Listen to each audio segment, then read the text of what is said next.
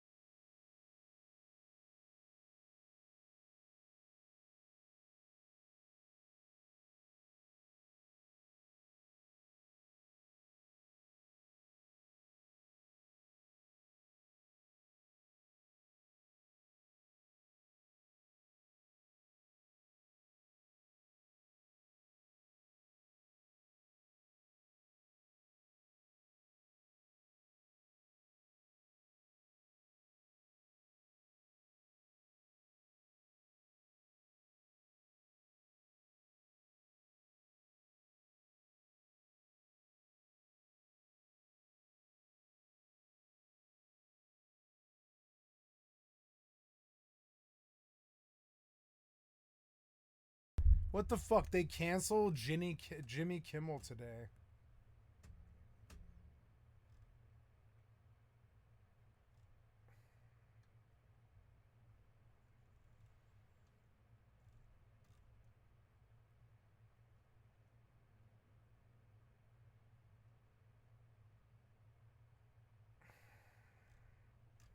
They canceled Jimmy Kimmel. Fucking Jimmy Kimmel. I hate Jimmy Kimmel, but they canceled his ass. They canceled him. Off the air for the foreseeable future. No end date in sight. I mean, if we're being They fucking canceled Jimmy fucking Kimmel. real, it's probably the end of his show. What started as a campaign to Probably the end of his show. Over what? Some political commentary? He's the Tonight Show. get him in trouble. Oh no, I might have to fight the right wing. I might have to fight the right wing. If you're gonna do this to innocent men, I can't imagine what you're doing to guilty men. From Brendan Carr, who is the chair of the FCC, turned into an Oh my god, what's going on, man? It's like civil war in my fucking country. It's not too good. actual reprimand. First from Nexstar, which is a broadcast licensor, and then from Disney itself, which pulled him off. And we are in a situation now where basically one of the more prominent late night hosts and entertainers and comedians in the country has been, I mean, taken off the air. It's just, it is what it is. And I've seen a lot of people online being like, well, he did it because he said something factually inaccurate and insensitive about, uh, you're laughing, about Charlie Kirk's death. And I saw the comment, and yeah. Well, we can show the video of the comment. Let's get the comment. I just want to say the biggest picture before we get in. Because in this case, actually, goes against the usual policy of the Bulwark and the Bulwark YouTube. In this case, the facts kind of don't matter. Like the facts, like we should get into about whether he was correct and whether Some the joke facts was appropriate. matter, but some here don't. Yes, Yeah, but like in this case, like what matters is the fact that, as you said, the federal government threatened and pressured private companies to silence someone's speech, and they did. And they did. And not just someone, a huge corporation, the Disney Corporation, was like, yeah, we don't want to deal with this shit, and so they did it. And so they did it. So like speech was silenced by threats from the government, and in that construct, like if you're a person that believes in free speech, like we do here at the Bulwark, like you are against that even if the speech was wrong or obnoxious or whatever. Right. So anyway, we can get into all the details. But I think that's like that is the headline. And can I just say one more thing before we play the clip? Because we do care about free speech here at the Bulwark, because nobody's going to get fired. You should probably subscribe and tell your friends to subscribe to the Bulwark. I was going to give the pitch later on, but yes, now more than ever, subscribe to the fucking Bulwark, people, where we don't deal with this shit. Okay. Anyways, let's play what Kimmel said, which started this whole hubbub, and you can decide for yourself if this was a fireable offense. Here it goes. We hit some new lows over the weekend with the MAGA gang desperately trying to characterize this kid who murdered Charlie Kirk as anything other than one of them and doing everything they can to score political points from it. In between the finger pointing, there was grieving. On Friday, the White House flew the flags at half-staff, which got some criticism. But on a human level, you can see how hard the president is taking this. My condolences on the loss of your friend Charlie Kirk. May I ask, sir, personally, how are you holding up over the last day and a half, sir? I think very good. And by the way, right there, you see all the trucks? They've just started construction of the new ballroom for the White House, which is something they've been trying to get, as you know, for about 150 years. And it's going to be a beauty. Yes. He's at the fourth stage of grief, construction. Demolition, construction. This is not how an adult grieves the murder of someone he called a friend. This is how a 4-year-old mourns a goldfish. All right, so look, if you read the text, he says that MAGA right is trying to portray the Charlie Kirk assassin as anyone other than coming from MAGA. We now know that Tyler Robinson was not a griper, wasn't MAGA. Likely, according to these text chains, was compelled to commit this heinous crime because he's in a romantic relationship with someone who's transitioning and found Charlie Kirk's anti-trans rhetoric horrifying. It's awful. No one should defend it, and we should be honest about his apparent motivations. Kimmel got that wrong. But kind of did he? That's a good point. Like, there's a way to think about it where he's just saying, yeah, they're trying to deflect whatever blame could be put on them. Yeah, this is not like, and anybody who's been watching the channel knows that I've been very meticulous about this, and do not broker any, sympathy for people who are out there trying to be like, well, I don't know, maybe this is a false flag, and maybe it's the Jews, and maybe it is MAGA. It's like, it's pretty clear what this is. But like, this was 2 nights ago. This was Monday night, so the text hadn't come out yet, and what he is saying here is that the MAGA gang is desperately trying to characterize the kid as anything other than one of them. So anyway, so there's 2 things. One, it's a joke. It's in the construct of a joke. I want to get to later what Jimmy Kimmel gave a serious monologue about this. So I want to get to in a second, like where he is being straightforward. But so this is a joke. The joke is about how MAGA is out there being super desperate to, trying to use this to their political advantage. Then he goes on to show a clip of Trump. And that was kind of what was happening. It's not kind of what happened. It was what was happening. And Will Summer was following this because we were trying to figure out how the MAGA movement was responding to this in real time. And it's factually true that people like Dick Fuentes, maybe not MAGA, but MAGA adjacent, were like, we denounce violence. He's not one of us. They were moving expeditiously to try to distance themselves from the possibility that this guy could have been bred in their, ideological corner. So it's not totally factually inaccurate, and I should have said that up front. You mentioned that he did actually have a serious element to his monologue. Do you want to expand on that? Yeah, so that was in the show right after the death. So this the alleged offense here, this joke, that was mine. Again, which is like I think borderline on what you want to call it. Last week, he did a monologue in the show right after Kirk's assassination. Where, like the rest of the country, we're still trying to wrap our heads around the senseless murder of the popular podcaster and conservative activist Charlie Kirk yesterday, whose death has amplified our anger, our differences. And I've seen a lot of extraordinarily vile responses to this from both sides of the political spectrum. Some people are cheering this, which is something I won't ever understand. We had another school shooting yesterday in Colorado, the 100th one of the year. And with all these terrible things happening, you would think that our All he's doing is trying to be an entertainer, and you fucking killed him in his fucking prime. This might be the last straw for me. I might draw arms against the Republicans. president will at least make an attempt to bring us together, but he didn't. President Obama did. President Biden did. Presidents Bush and Clinton did. President Trump did not. Instead, he blamed Democrats for their rhetoric. I've seen a lot of extraordinarily vile responses to this from both sides of the political spectrum. Some people are cheering this, which is something I won't ever understand. Nope. We had another school shooting in Colorado yesterday, the 100th one of the year. With all these terrible things happening, you would think that the president would at least make an attempt to bring us together, but he didn't. So, like, that, if the accusation, and again, as I said at the stop, no, he should not be removed from the air by threat from the government, even if he was cheering assassination or something. I mean, Bill Maher's, remember when he got kicked out of Politically Incorrect for saying, I forget what it was, but insensitive stuff following a terrorist attack, like, that shouldn't happen in this country. And it definitely shouldn't happen because of government pressure. But like, that is not, like, Jimmy Kimmel was not one of these, fire-breathing leftists who were saying, who were cheering Kirk. He just wasn't. He did the opposite. He specifically condemned people cheering the attack. He specifically said he would, and it's something that he doesn't understand how someone could do that. So, like, I mean, he was, again, it's like if he was irresponsible, this would still be bad. But he wasn't, right? He was responsible, and he told the joke that was like a little kind of borderline. Like that's it. That's all that happened. Of course, and we're sort of dancing around this because it's all pretextual, right? It's like Donald Trump hates Jimmy Kimmel. The word of the week, kind of pretextual. Yeah, everyone loves saying pretextual now. It makes you sound a little smart, I guess. Yeah, and everything is pretextual, so it's accurate. It's just it's kind of the hot word of the week. I will stop using it. No, so Donald Trump. Sarah used it like 12 times on the Next Level podcast today, and she was right every time.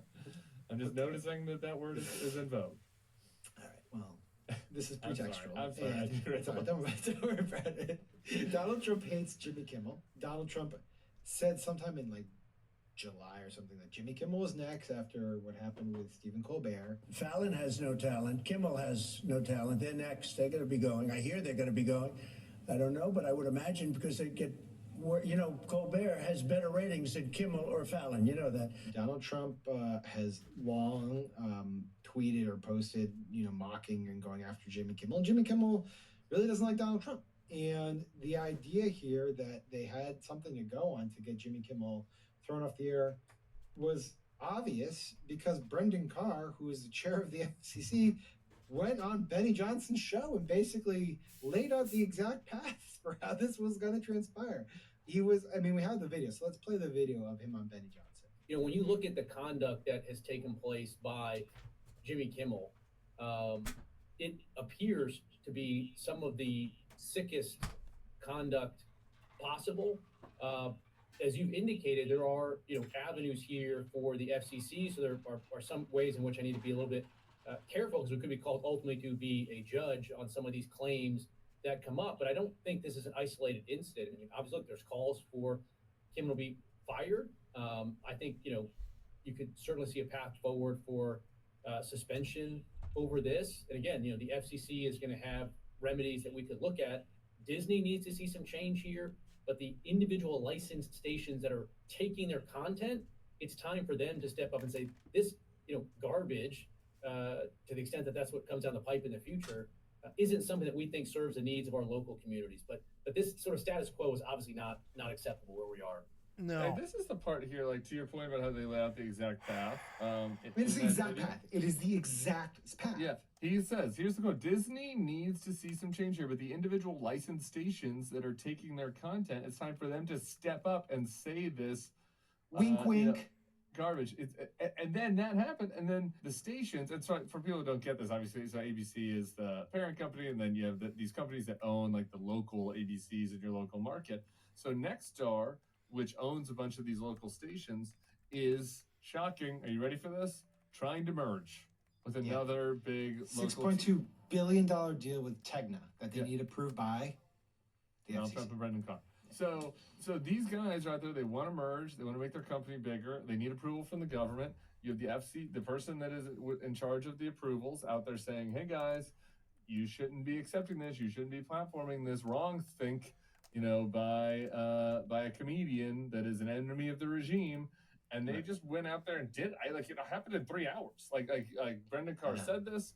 Nexstar pulled it, and then Disney, basically suspended him. Yeah. And then the last part is, of course, Brendan Carr takes the victory lap by sending gifs of Michael Scott, doing the raise the roof to Bren Stelter. And I know he's just doing it to provoke a response. He's like a big child. It's all fun for them. They love seeing people freak out. I'm sure they like watching the reaction online to this shit because they get a hard on over it. But it's just like, these people, I would like to think, know that they shouldn't be doing this. That this is bad. And the other thing that pisses me off, there's a lot of conservatives online who are just like trying to make some sort of like Jimmy Kimmel lost his job today. Even though Jimmy Kimmel lost his job today. You got to understand, that's like 180 million viewers that are cast adrift or something like that. That's how I look at it from the outside. It's like Jimmy Kimmel lost his fucking job today. I'm expected to like keep things real. I'm expected to like fill that hole or whatever. It's kind of insane, but I mean, if that's what happens, if the Republicans just kill everybody who isn't on the internet, I might have an interesting life. I don't want it, but I'll take it. Massive dark web drama just happened. So let's, Fox News attacks Destiny. Jimmy Kimmel lost his show over Charlie Kirk.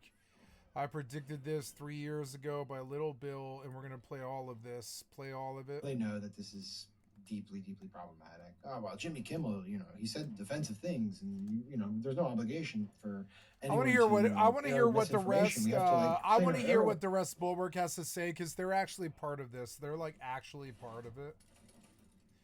I'm going to play some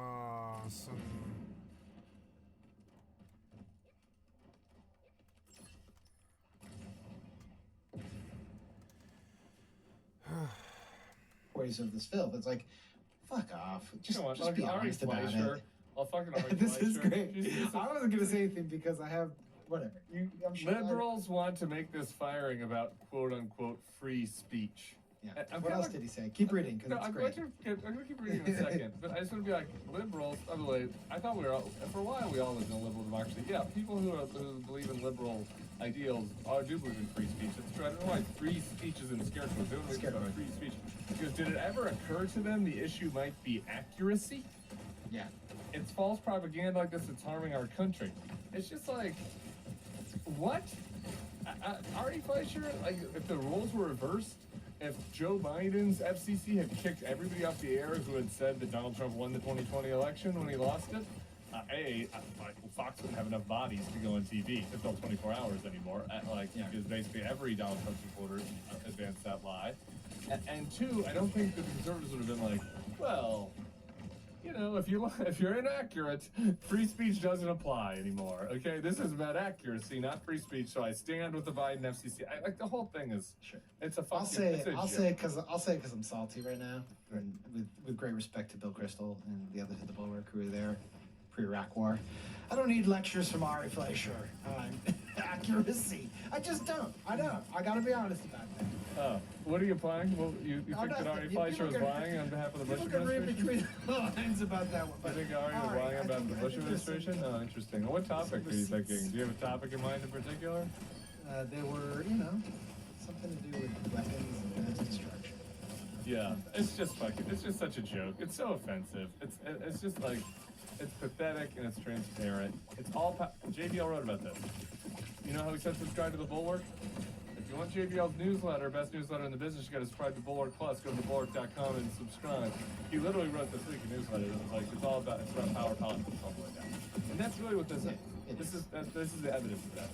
There is no even conceit that they care about speech anymore. There's no limiting principle. Yeah, there's no limiting principle. And there's yeah. no even conceit that this is about some other broader ideal or law or rule that they. The idea that you would shame them by saying, "Oh, but weren't you guys like just warning about the death of comedy and comedy's not legal," which is what Elon did. The left wanted to make comedy illegal, you know? Like, you can't make fun of anything. So then it's like, comedy sucks. It's like, nothing's funny. You can't make fun of anything. It's like, legalize comedy.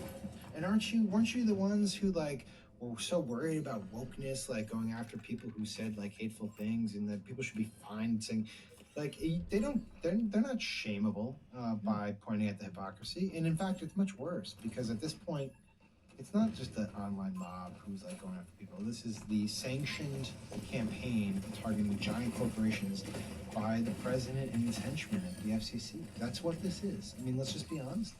So, dark place I'm in. Yeah, they don't care, and this is a good point. And it's kind of like it's frustrating to even bring up that hypocrisy because it's very they don't clear give a now. shit. Right? Oh, you like, got me. You got me. Right? Yeah, look, that it's like they were upset that it was their guys that were getting fired for tweeting racist stuff. Simple as that, right? Like that was it. That was what they were upset about cancel culture. It was fellow travelers, it was allies that were suffering consequences for their actions. And in this case, it's like they want to inflict that punishment on other people. That's what soft fascism is. Like they want to inflict that punishment on outgroups and on foes, and they're doing it right now. And like you said, it is extremely jarring because it's coming sanctioned from the government, and not just from the FCC. I have a breaking news thing that I need to share with you, Sam. Additional breaking news since we started taping. Donald Trump has issued a statement about this. The president of these United States. Great news for America. Jimmy Kimmel's show is canceled. He goes on, etc. I don't want to dignify the rest of that by reading it, but like, again, it's the president's team pressuring the company to fire somebody for unapproved speech. He gets fired, they're cheering it. And it's straight out of an authoritarian playbook. Let me just close. I want to close by saying we've said twice to subscribe to the work, not in jest, although it might come across as a jest. Let me just say, because I do mean this with all my being, that now more than ever, there's like very few publications that have the type of editorial independence and editorial mission that is needed in this moment to actually do the type of journalism that is required in this moment. And look, we're not ABC, we're not Disney, we're not Jimmy Kimmel. We're not saying we're there to replace what he's gonna no longer be able to provide. But it's important to support operations like ours because this is what we got in the media. This is it. And so if you have the desire to support our mission, if you're interested in it, you can subscribe to our YouTube feed where this is going to be.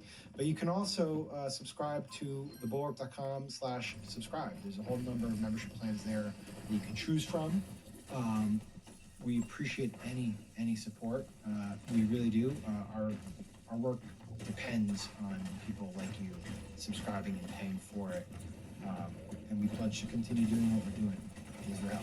So with that, buddy, thank you so much. Appreciate it. We're doing too many of these dark commentary breaking news stories. I don't think it's going to change. So you might as well not lament it. I'm not expecting some breaking happy news reports next week.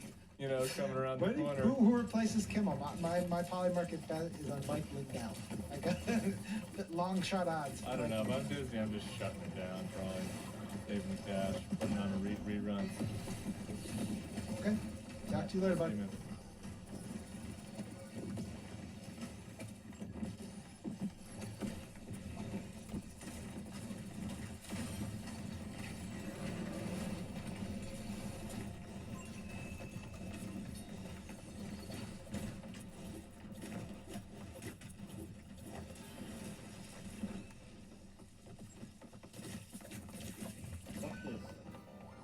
Anyways, wow, that was genuinely atrocious gameplay. IGN, please stick shut up.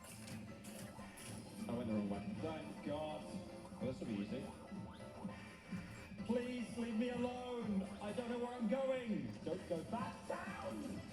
Look at the amount they're loading in. Well, I'm in the back rooms.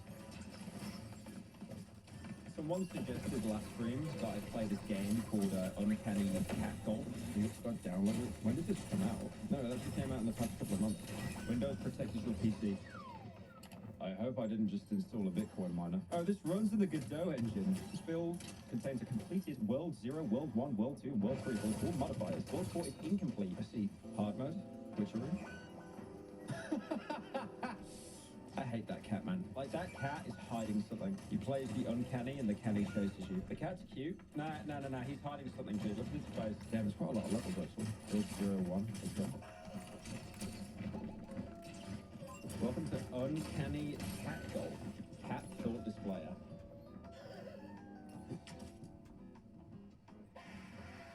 What the fuck was that? What? Oh, it was chasing me. No, what? No. Okay, no, I didn't need to do that. Okay. Well, this is easy. Oh, you're just gonna touch it. Oh, that's super easy. Your rank, okay. What is it? What is this?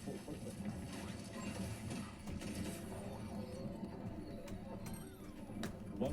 One shot. Absolute peak. Dude, he's so ass at chasing me, though. Okay, so that was anyways, I don't want to hear a word. Anyways.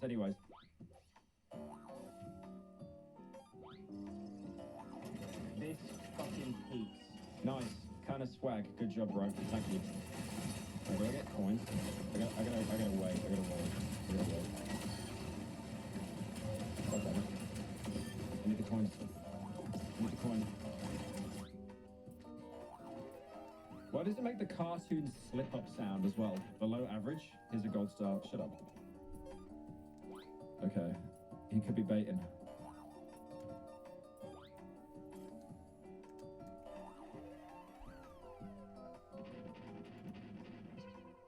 How is it below average? I couldn't do the shot. Golf Central. Why am I being chased by Uncanny Cat? I can make this shot. Too easy. Okay. If I bounce here. Okay, it's over. I need the coins.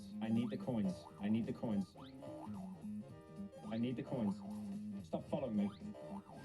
Right, watch this ricochet. Watch this. Anyways, foiled. Again, promise you can't. You know what, that works. That was awful.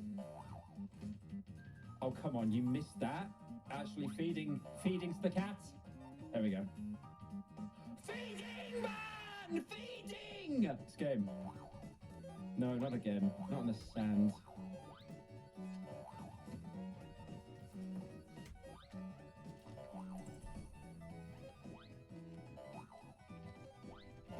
Okay, we got this.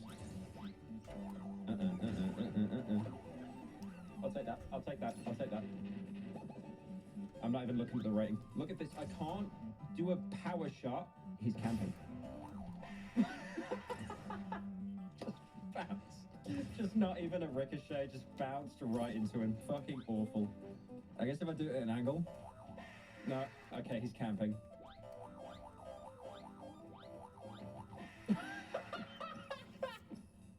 This sucks. Oh my god. Oh my god. Stop it.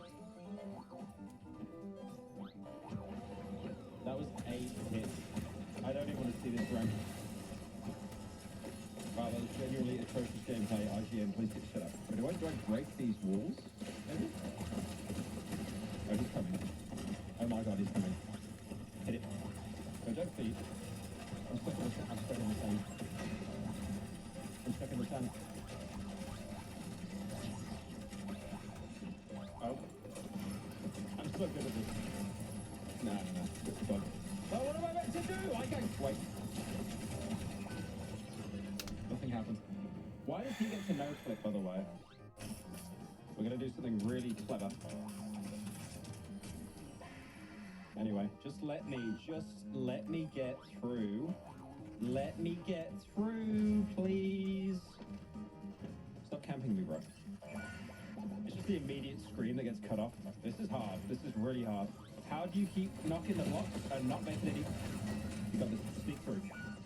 You fed him. You fed immediately. Look how smug that fucking cat looks, man. Okay. Why would you go straight back to him afterwards? Smartest cat. They're going to do a low shot. And he goes back up, man. The meds. Yeah, anyway, I can't get out of this hell. I can't get out of this hell. Oh my god, we made it out. Okay, alright, don't fuck it up, don't fuck it up, don't fuck it up. Don't fuck it up, don't you fuck it up now. Hard hit. It's schizophrenic cats, man, like just goes immediately downwards for no reason. Please. Stop it. Do something. Thank God. Thank God. Thank God. Don't say atrocious gameplay. Below average. Yeah, I'll take that. I don't remember this being in goal. Oh God, here he comes. Here he comes. Uh-oh. Just immediate death. No. Wait, is that Huel from Breaking Bad? Oh, Breaking Bad reference there for a second? Oh. Yeah, they got nice, pretty swag. What do the skeletons do? Oh, they appear on the TV, just exploding.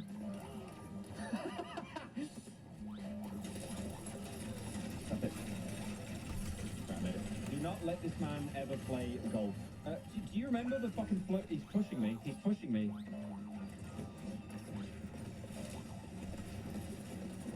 Nice. Here we go. This is... What the fuck? He's coming this way. Anyways. Look, he's coming this way! What am I meant to do? Did the skulls push him around as well? Just fed immediately. Alright, fuck it.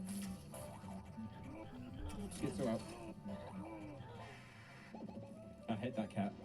I hate that fucking cat. What happens if we swap it? So I'm playing as uncanny cat. What happens if I get caught? What happens if you catch us now?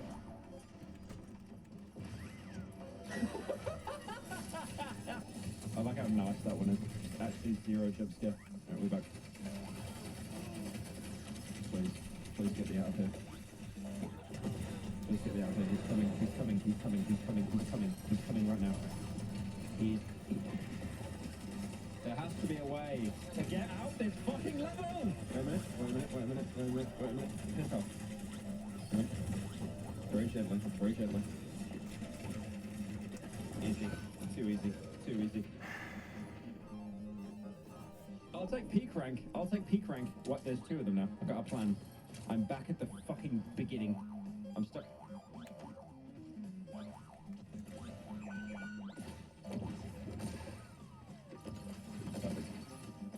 It wasn't dog shit. There's three of them. I got a plan. Wait for it. Okay, that actually kind of worked.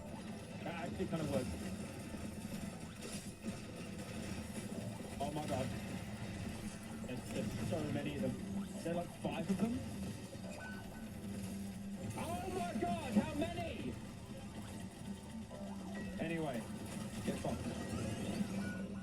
You alerted the horde. Right. I just gotta hit this thing. That was so close. Bye-bye. No.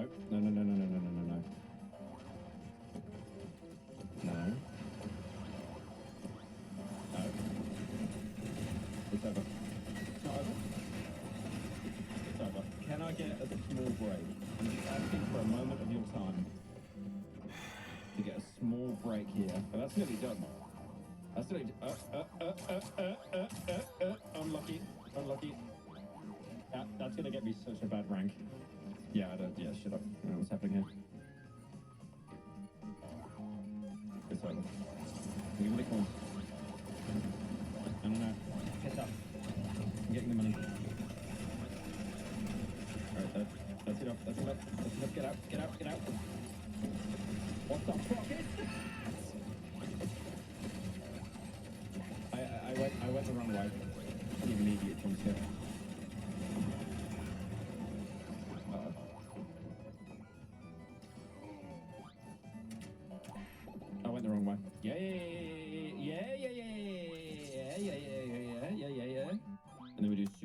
shot. Easy. Rest areas? What if I do this?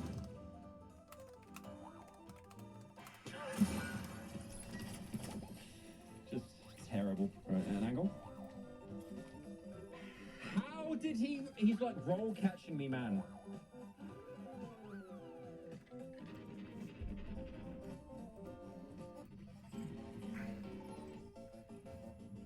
World 2, Glowstick City. I keep forgetting it's the way the pointer's going. It's not the opposite way. We got this. Nice. He's already rent-free. Oh, they stop you? That's interesting. How convenient. Oh my god. No, no, no, no, no, no. That was about to be the gank of a century, dude. Holy. Where am I? I got this. What do? They speed you up. Oh, okay. Go back, go back, go back, go back, go back, go back. Why would you go back to the start? Okay.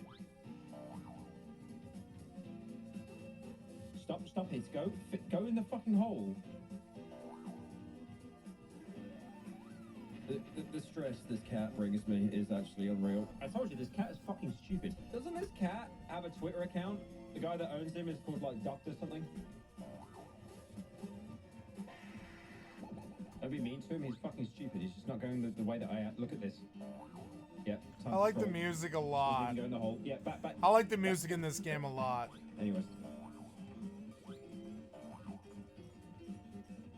Right. Oh my god. Okay. Oh my god. Just died immediately. Right, we got this. The meds are kicking. Yeah, me when I give my cat fence. Wait, fence good? Fence good? Fentanyl good? Holy! Okay, I'm giving my cat fence. Jesus. That was terrible.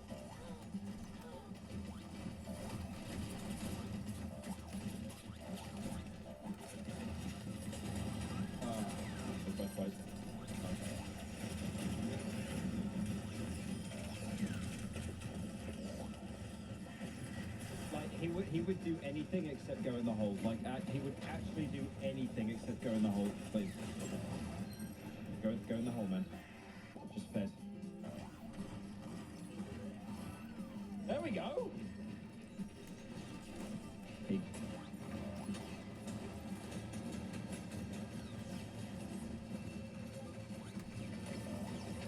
Right, he's coming from the exit. That's not good. He's trying to choke me. Yeah, there's so many skulls.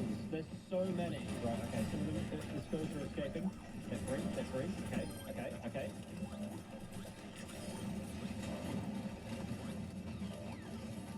I better not get abysmal for that one. That one was fucking hard. Yeah, 15 hits and peak, even he knew.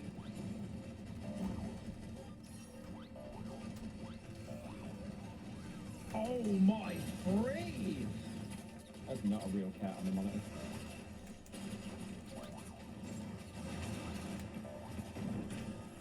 Why the police? Why the police? Look at the cartoons, guys. I just ended up in a worse position. Stop bouncing back. Oh my god. The cat did nothing award. Just kill me. The cat actually did nothing award. The cat did nothing. I want to play this game. It looks fun. Why would you go into the bank and then just immediately leave after taking like 7 coins?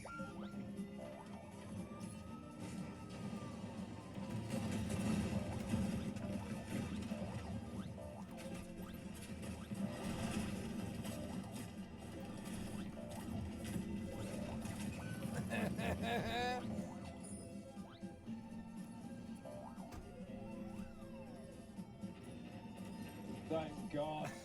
UCN, Uncanny Cat News. What? What happened? Why am I in the back rooms?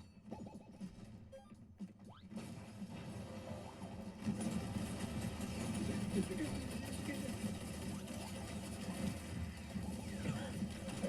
this pushed me out the map, is that why? There's just no music or anything as well. No, we're good. Oh, you carry me, based. Do not take me to the fucking back rooms. Oh my god, he's camping spawn, he's camping spawn.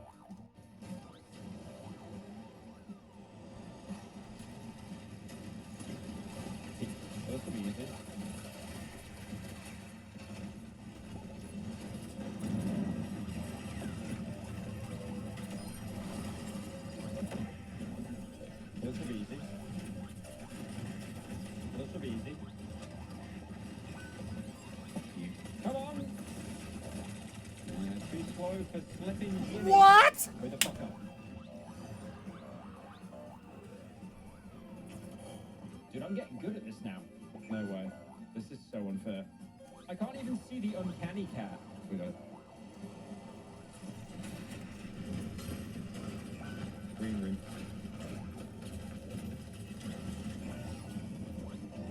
Don't do it. Oh, easy. I'm getting good at this. World 3 Chuckle Park. Hello? And it's good on him? Oh, fuck that. Oh, surely peak. Abysmal dog shit. Okay, sure. Help, I'm in the cube. Help, I'm inside the cube. I'm a cat, help. Go straight back to the beginning. We got this. Charge. And you just go backwards anyways. Okay, sure. This is why I don't like cats. Stupidest. What? Perfectly align yourself to make sure that he could catch you and I couldn't. If you had healed, we would have won. You didn't heal though. Why would you go You back? pulled half a healer's work for a match. Stop getting out. So easy the first time. Stop going back to him! Okay, we're out. They're making progress in war. Stop, he's just stuck in the corner.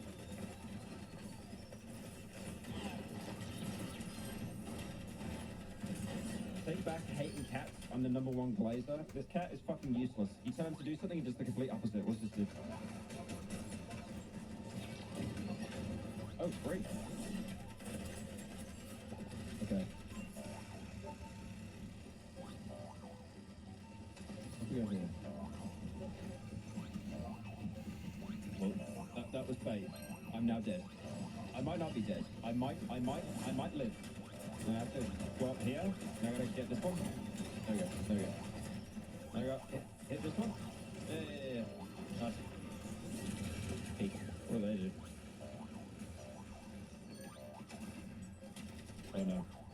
Oh no. What are they doing to him? Are they just gonna keep following me, aren't they? Why would you go the opposite way? Let's stop this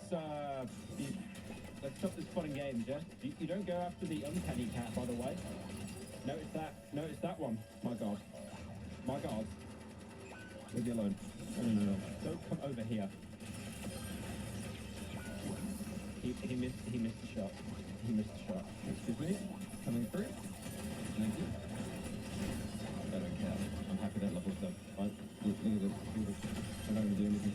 I'm being touched. Stop touching! And you put me here. Look at the shot I've got to line up to get out of this one. Pick off!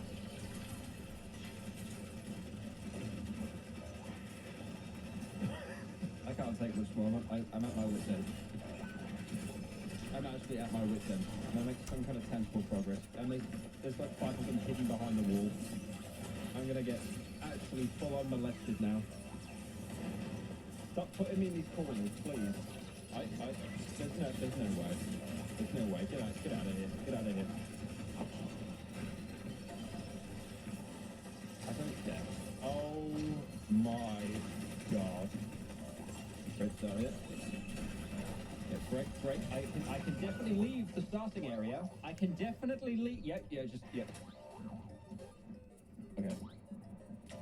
Where the fuck do we go now? We have to go. We have to go up here. Oh my god. Where's the uncanny cat? He's coming. Get me out of this fucking cave! Mental illness. You don't have to do all that. You really don't. I could just leave. I could just leave. Actually stalling by the way, stalling. The exit is right. Okay, yeah, take me there.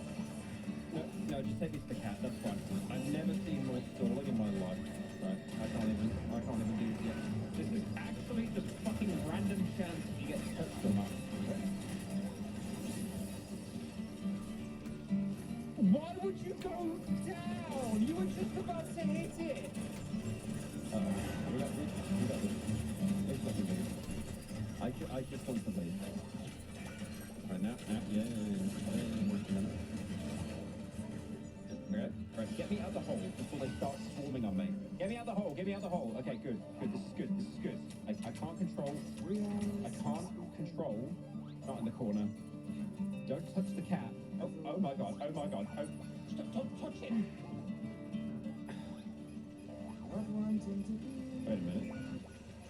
Wait a minute.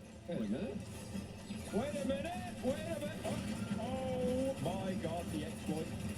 Holy exploit. What's this do? They're not just gonna keep. There's no way they're just gonna infinitely spawn. There's no way they're gonna. They're just infinitely gonna spawn the smiley faces. Great shot, man. Very proud of you for that one. Oh, another great shot there. I make some progress, please. I just wanna go home, man. Please. I was so close.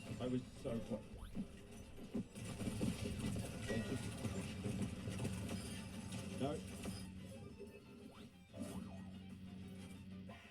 I actually got glitched into the wall. Great start. Another certified HUD classic there. Please let me. I just want to reach my family and talk to them. I haven't seen my family in 35 years. I just wanted to say hi to them. Look at this cam. Look at this, like, this fucking god defense of the pole. Like, they just will not let me touch. There we go. Unlucky. Too easy.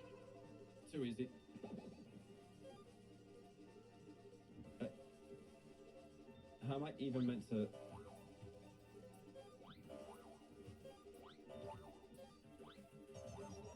And this smiley face is here as well. Dude, how am I meant to play this? Are you for real? I'm about to get caught. And we made it. Could not tell what was going on there at all. Wait, what? How am I meant to know?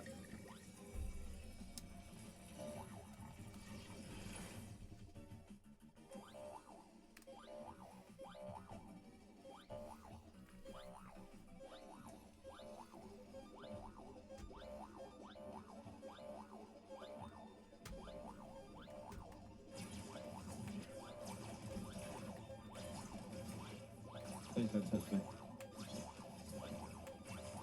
I'm so close! Please leave me alone! I don't know where I'm going! This is agony. Why the fuck did you want me to play this game? Just kill me. Oh, that was evil. Okay, so it was actually the other way. I was meant to go right and not left. Great start, cat. Another great start, yep.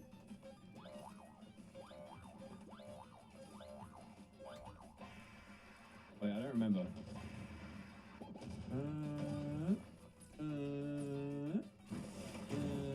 Okay. Took an S shape.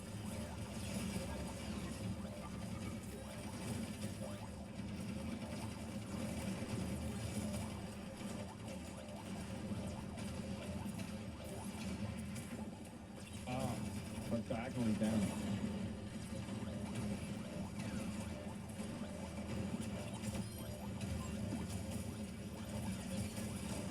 I made it.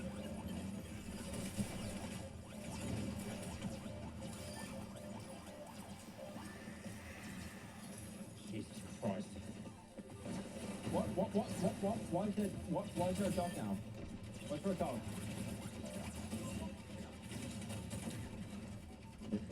Here he comes. Here he comes to take my fucking life.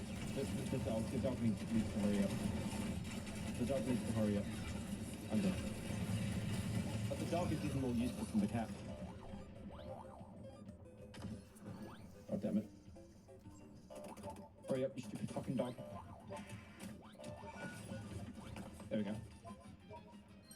And he immediately fucked it up. Killed me. I hate how the uncanny cat just slowly drifts towards you. Oh, base dog. He did it.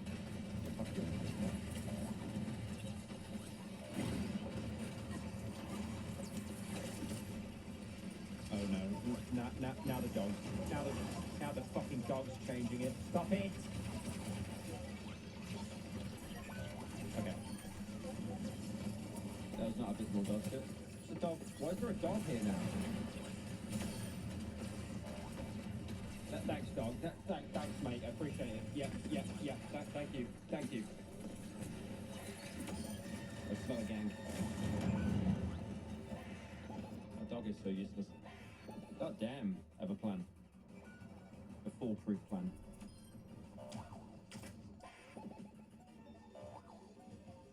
But that last one always catches me. Let's do a more relaxed shot. There we go. Alright, dog.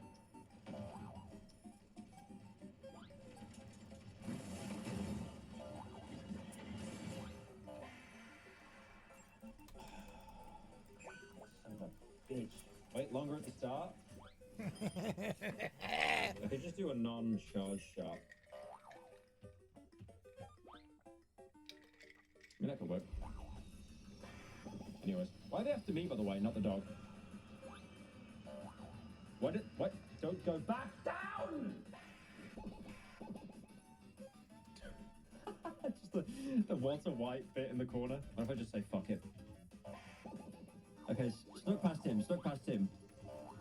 Oh my god. No. Dog, hurry up. There.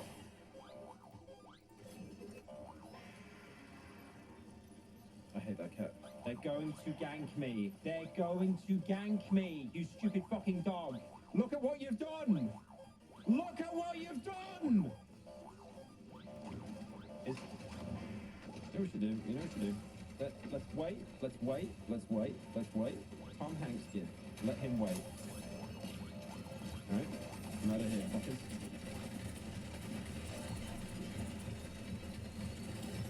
Oh my lord! Yeah, how is it? It was not abysmal dog shit. The dog is still here. Yeah, the dog might be helping, actually.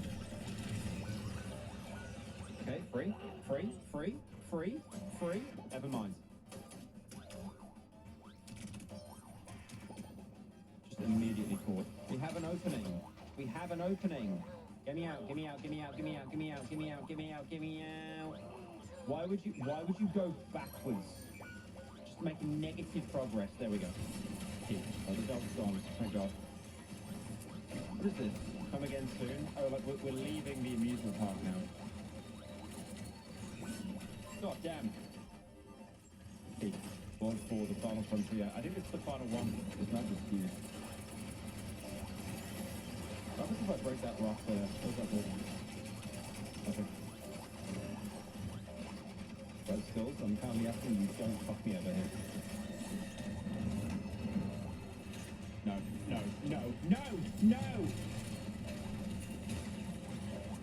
Nice. Too easy. Shut up. There's green colours as well. Okay, that's not useful.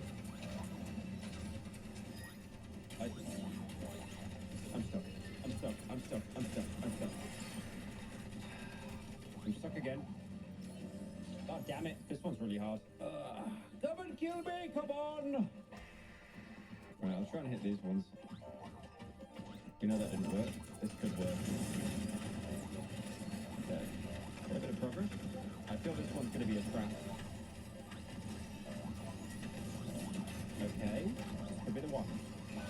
could be the one.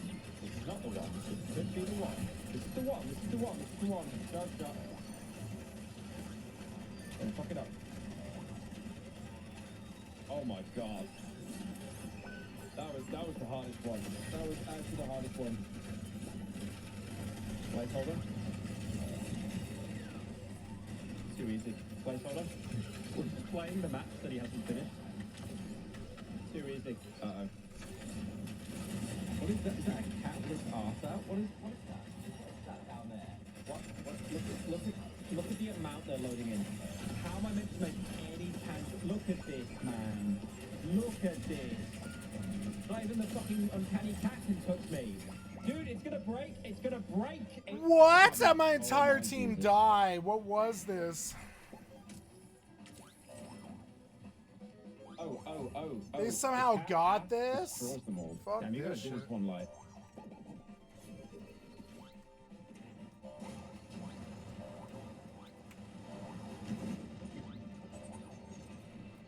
I missed it. God damn it, I missed it.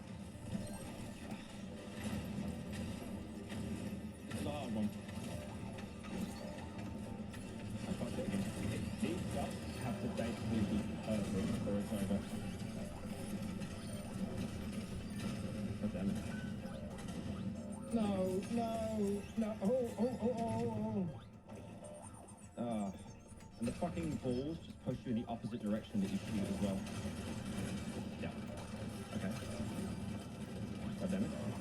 It threw me off. I pray that I'll be able to get out of this one. It's not looking very hopeful though. White now blue. Get rid of these blues.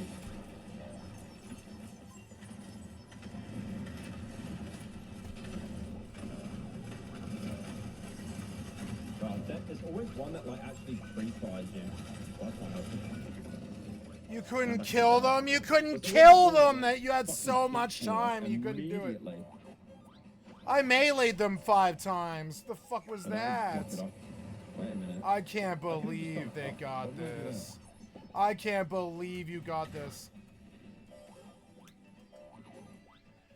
Oh yeah, you can't do that because they're just already spawned. You guys have It 10 doesn't even kills. cool them down, it just resets them. So do they. They've got 10 kills. God, that fucking one on the left always is like pre-firing, man. I'm just gonna Sigma fucking kill these idiots. And I missed the shot. Golden balls. Yeah, you see my balls? Yeah. You see my balls? I see my balls. So this one's really AIDS.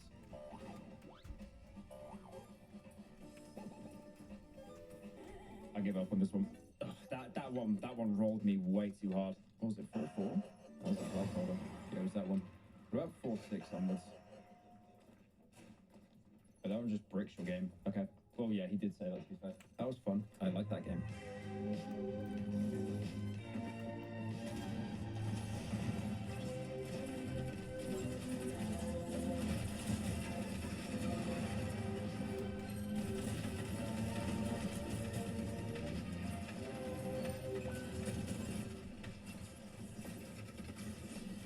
So this video is way overdue, and due to cybercrime laws in the UAE, if I ever land in Dubai National Airport, I will probably immediately be arrested. So we might as well do another video, right? 8 princesses from the UAE spent 8 months at a luxury hotel in Brussels, Belgium, where they brought 20 servants along, probably feeling that the hotel staff wouldn't be able to fully accommodate them, and these servants had to sleep on the floor, be available 24 hours a day, and when they were hungry, they just had to eat the princesses' leftovers. This is not just an accusation. A few of the servants actually escaped, and then they ended up suing the royals in Europe and actually won the case. And that's just the main ruling family of the UAE. Multiple royal families, including the ruling family of Dubai, have been accused of trafficking children into the country just to use them as camel jockeys. And they didn't even care to lie about it, because when it was claimed that the country had banned the practice, one of the princes said that the owners of the camel racing stables would be responsible for returning children under 15 to their home countries. I'm sorry. Returning? How did they get there in the first place? Under 15? I think you guys can put 2 and 2 together, and both of these events took place from 2002 to 2008, with the service case actually being decided in 2017. But from the 2020 2022 trafficking report from the U.S. State Department, the UAE didn't even meet the minimum standards for eliminating trafficking. I mean, I know it's a problem in many countries, but not even meeting the minimum requirements is crazy. The Emiratis, or the people born and raised in the UAE, only make up about 12% of the population. It's really not rocket science to figure that the majority of the workforce is foreign born. And this also includes women from Europe, Eastern Europe specifically. So when you see Maria from Moscow with her rich husband, they're probably on vacation. But when you see Natasha from Krasnokamens working in a massage parlor, she probably didn't come into the UAE on a student visa. And yes, this is like my third video involving Dubai, but Let's like go! I tell my mom that the Los Zetas operate in Cancun when she tries to vacation there, I just want people to be educated about what's going on. Because most people, even wealthy people, will not ask, how does a country with no minimum wage get a 7-star hotel? When you have a 1-bedroom apartment, 473 square feet, bro, going for over $16,000 a month with no minimum wage, that's a clear sign that the working class is not meant to be able to afford housing. The only reason Got all of them! That the hotel were able to Fuck these assholes! is because they were in Europe at the time.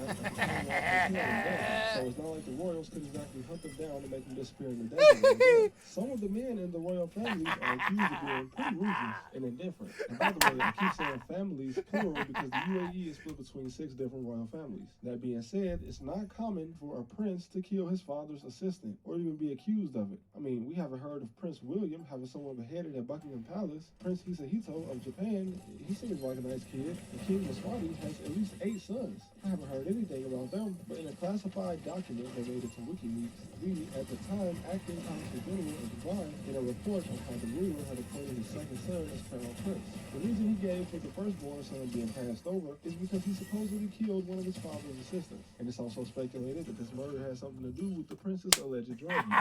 According to Consul General Martin Quinn, the prince was a frequent guest at underground parties only available to the very wealthy. Not just any millionaire could get access to something like this. And another insider source on the Dubai royal family gives an insight on all the migrants in the UAE who did actually get paid a decent wage. But in return, some of them had to endure insults and harassment by the royals, at least if you work close to them. Like 2 former royal staff members, an African man and a British man of Southeast Asian descent, Mr. Ali. The African man states that he was referred to by his bosses as a black slave, while Mr. Ali had been forced out of his job after refusing to spy on a visiting dignitary. But obviously his employment was at the will of the employer. In early 2025, Maria Kovalchuk went missing for 10 days until she was found severely injured on the side of a road in Dubai. This was just in March 2025. According to her, after she missed a flight, she met up with 2 men in Dubai she believed to be connected in the modeling business. One of them even offered to accommodate her after she missed her flight. And it's then she states that she was held captive and assaulted before being thrown from a ledge. She says it wasn't any Emiratis or royals that did this to her, but wealthy Russian guys. And this obviously challenges the notion of the UAE being safe. Sure,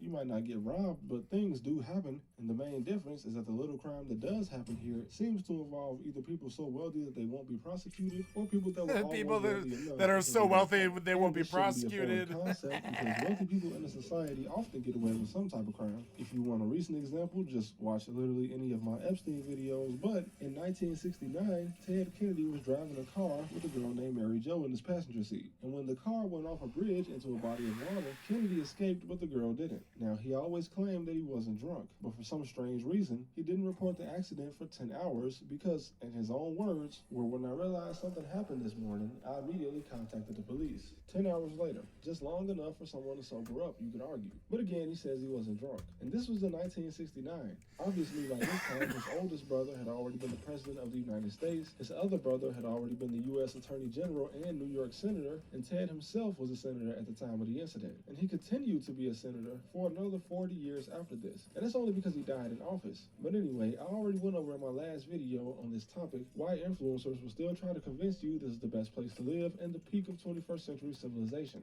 Well, there's an influencer license, essentially, issued by the state, where as a requirement, you basically can't criticize the government. But why would just regular people living in the UAE also deny that any of this is happening? Well, it will be extremely frowned upon to do so while you're in the country, and just because you live somewhere doesn't mean you know everything that's going on in the country. But you have to remember that this place is essentially a feudal country, which can definitely mean that something doesn't have to be illegal or legal for it to still take place. And due to this, many international criminals come to the UAE so they can continue to operate their business without any restrictions. like this guy, who got caught in a hidden recording by a BBC reporter that went undercover to interview him about his open-minded servant girls.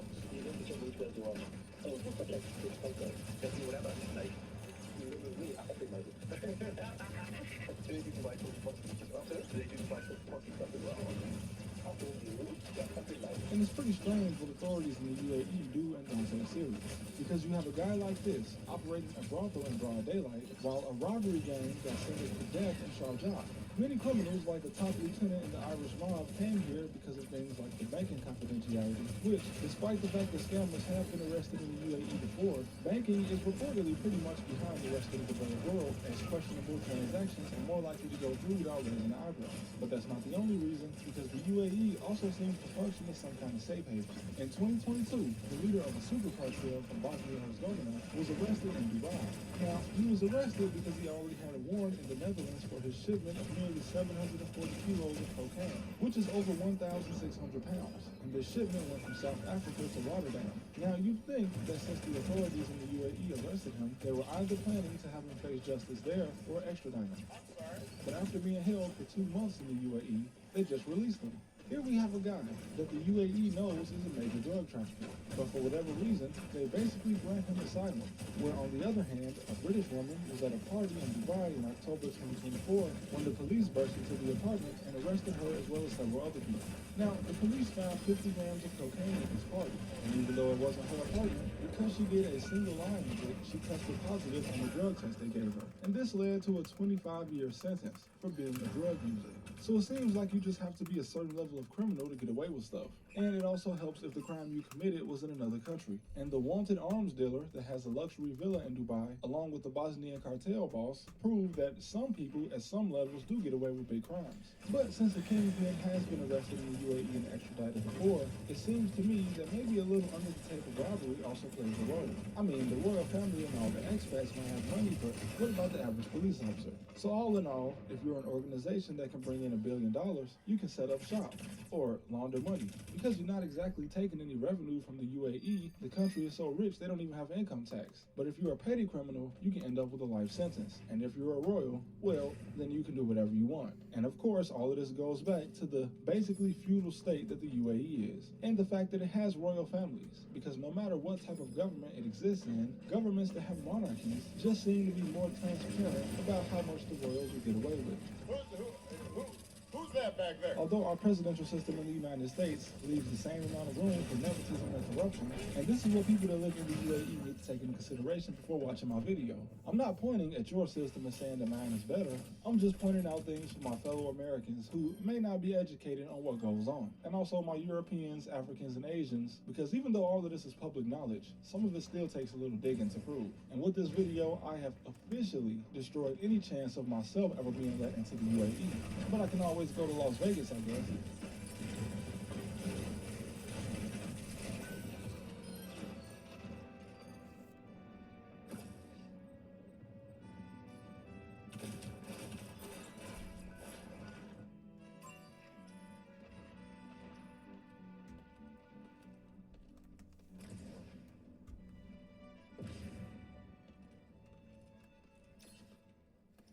Hello, guys and gals, me Mudahar, and we got some deep web drama today, ladies and gentlemen. You know what I love about the internet sometimes is you can always find insane controversies in places where you actually least expected it, okay? And when it comes to the deep web, this is something that I didn't even know was a thing until a few days ago. What? When I'm talking Jump, about motherfucker! United States versus Conrad Rockenhouse. They might be like, who is this Conrad Rockenhouse fella, Mudahar? So a few days ago on r/Tor, there was an account known as AdZero. Now this account belongs to a user known as Adrienne Rockenhouse, which is obviously the wife of Conrad. So here she writes, my husband Conrad is wrongly incarcerated in a county jail. I'm posting this here because you are one of the few communities that will understand the full technical and political reality of how he ended up there. My husband is a former Tor operator, and at one point, he ran some of the fastest relays and exit nodes in the world. The nightmare began when he refused to help the FBI decrypt traffic from his exit nodes. So to give you an idea of what happens here, right, ladies and gentlemen, I care a lot about internet censorship and our right to free speech, and I think a lot of people just have that belief in general. But to give you an idea, to keep those freedoms, it's not free. It's not something that, just exists. You have to constantly fight for it. What happened over here was apparently the FBI couldn't get her husband to decrypt those notes. So they told the judge he used his graphics driver to access the dark web and jailed him pre-trial for 3 years. Now, this story isn't like a one-side-win situation. It actually gets pretty complicated. So I want to kind of stick with me here. But to give you an idea, I love the deep web. I've browsed it for years. I've made tons of hours of content. I would actually probably wager that out of all of the online content creators that cover the deep web, I probably statistically have the most hours of footage out there. And I'm not saying this is a flex, I've just browsed it for years. And one of the things about my deep web browsing series, if you've actually ever watched it, is that generally I like to show that the deep web isn't this like spooky place the media has made it out to be, where red room torture sessions are everywhere, even though those easily exist on real platforms, like real clear web areas. It's not like a haven for child molesters, even though there are lots of them out there. In fact, a lot of the places you can find on the deep web are actually just goofy websites, these kind of like edgy websites where everyone pretends to be an assassin or whatnot. In fact, I would say if I had to percentage out my deep web browsing series, maybe like 80% of it is just goofy laughs, and the other 20% is this mystery-like spooky horror that the media makes it out to be. But the important thing about the deep web is, ultimately, it is the most important tool for people that need privacy and anonymity, people that are journalists in dangerous parts of the world, people that are oppressed by their regime where they can't exercise free speech. You and I can basically say whatever the fuck we want on the internet if you live in North America. If you had healed. We're not putting out violent calls to actions. You and I can say whatever the fuck we want. Granted, not everyone will like our speech. Maybe the government won't even like our speech. But we are free to say it. There are parts of the world where you do not have the freedom, which is why Tor is such an important thing. Now, to give you an idea really quickly, ladies and gentlemen, Tor is not something that sort of came out of nowhere. To give you an idea, the Glowies were the ones that came up with it. Tor was a product of the U.S. Naval Research Laboratory, part of the United States Navy, where they developed the Onion Router, which is a general approach to securing the routing and traffic flow information for network communications by separating identification of network location from routing. So basically, this is how the government decided and designed a way for us to anonymously communicate with each other over the internet through the Tor network. Now, the way that Tor works in its anonymity is basically producing a crowd large enough for everyone to hide into. If Tor consisted of 10 people maximum, it would be pretty easy to identify who the fuck those 10 people are after a while. But because Tor has millions of users, anybody that runs an exit node or any kind of node is actually a pretty important person to the Tor network. So here they write, the Tor network strength comes from its thousands of global volunteers who run the relays that form its backbones. This is not just an ideological choice, it is essential to the network security. When running an exit relay, it carries potential risks. It is a legal activity in the US, and these volunteers are the reason the network functions. So when an American officer... Come on, motherfucker! What? Their safety depends entirely on their internet traffic. If you run a node, there's a good chance that someone in your nation, if you're an American, has probably been safe because of your actions, okay? Now, I'm not here to do the America needs you to run a Tor relay, because the story that I'm about to share with you can possibly make it a very scary effort. So to go back to Rockenhouse, this is a set of footage that's been uploaded by his wife that recently got posted on the internet for you to watch. So if you go to Adrian's channel right now, you'll notice that in the last 2 weeks, a lot of videos have been posted. So for instance, he is a disabled veteran, and that is his wife, so I assume that's Adrian. And at this point in time, they're just like sort of chilling, they're minding their own business, they're in their fucking house. And here you can see that the Suburbans roll up with what appear to be U.S. Marshal Services. So you can see that they're actually going to get out of their vehicle at this point. They have their hands completely up, okay? And again, you've got federal agents ready pistols drawn, everything is good to go. You guys pull tank kills. You can see it. They've got double what you have. And it gets even scary because according You guys to the have wife, tank there was kills. a point where It's K9 embarrassing. units were threatened, and he was actually physically assaulted, according to her. Now, if you look at more of the footage, what's interesting... I'm gonna get away from you. Obviously, You're embarrassing. federal I'm agents sad don't that exactly I was on appear the to same be team as completely you. threatened. Like, yeah, some of them have their guns drawn. Some of them are just walking around, basically looking 10 at kills per 30 minutes. What's that, like every 3.5 minutes you accidentally shoot somebody? The fuck is that? You ever sat there for 3.5 minutes waiting for a kill to happen? Yes, he does.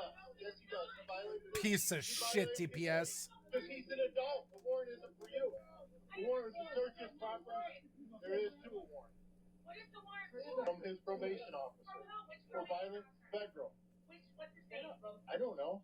It's a federal probation warrant. I understand. I checked Right. Now, immediately over here, when I'm looking at this argument, the words that I'm picking out are federal probation. And I want you guys to remember that word going in forward, right? Obviously, Yep. you know, for me just looking at this footage, I think personally the U.S. Marshals are being a bit too heavy-handed, considering that there really, again, doesn't seem to be any clear and present danger at this home.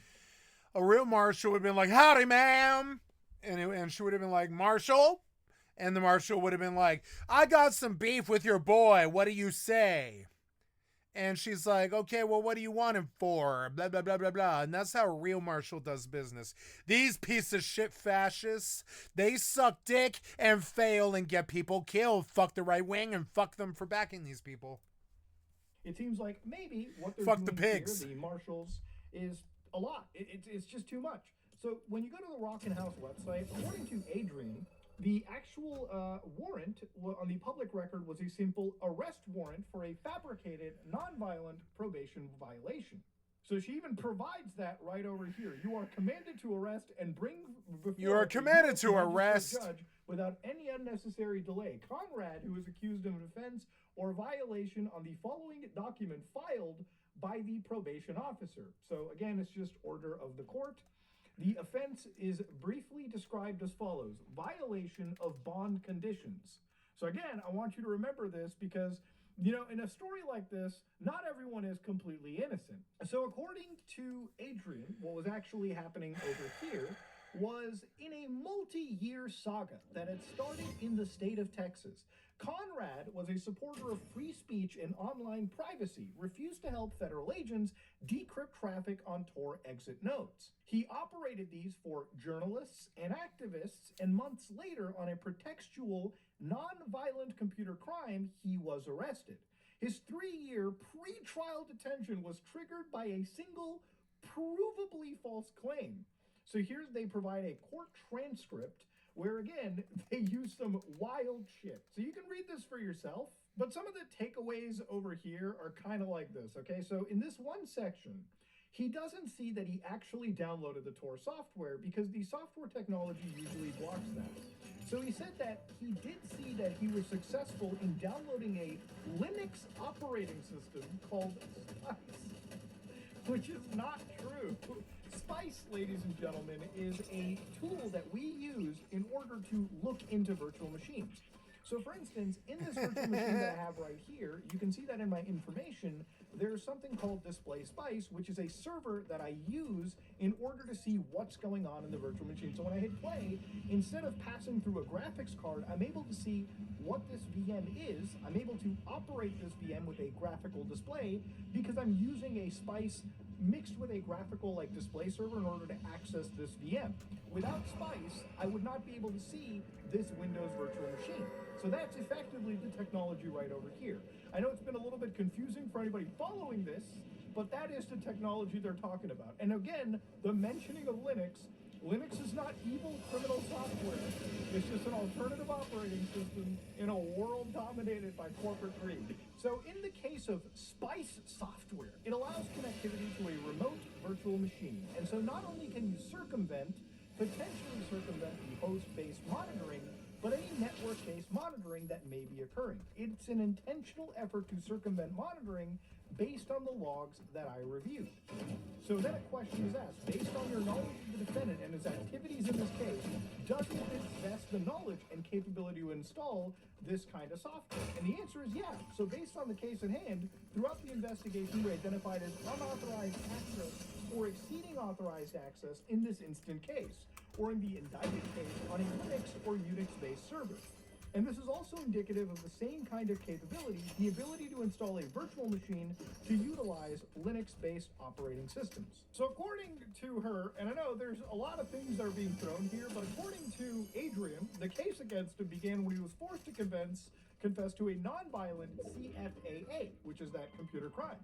So just months before the 5-year statutes of limitation was set to expire, the federal government arrests him on the CFAA charge. The family alleges this was a pretext for his refusal to cooperate on the Tor matter. So because he wasn't assisting the FBI, they decided, okay, the statutes are still within reason for this computer crime. Let's fucking arrest Conrad on that because he's not helping us decrypt this internet traffic that we need to look into to break the privacy, allegedly, of the world around him, or people that we consider to be bad. Because remember, if it's one thing about Tor, there are a lot of places that get actually like hacked, or a lot of places that get like sort of taken down by the feds usually happens because the feds might be running an exit node themselves, or the feds might actually have found a vulnerability somewhere that they've exploited. Again, cops have to get lucky, but eventually in their case, they only really have to get lucky once. So down over here, the lie that triggered detention. Conrad's pretrial detention was triggered after his probation officer submitted a false violation report. She falsely claimed he installed a Linux operating system that wiped their monitoring software. So again, he was, when we get down into it, because of his prior computer crime, he was not supposed to be using a computer outside his mandated usage, right? So what the law enforcement agents were like, wait, he installed this Linux OS that bypassed whatever software we used to spy on the guy.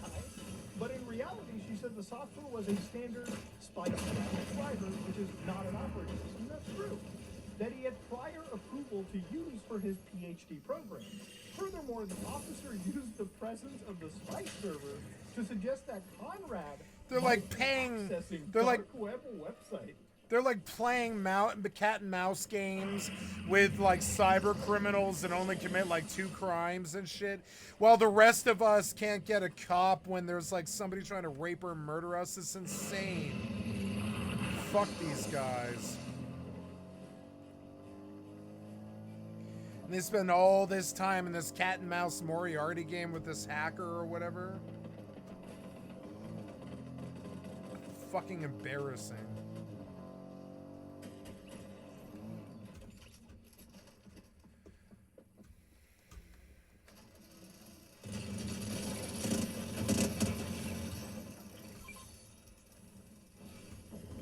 Sorry, buddy, it was easy.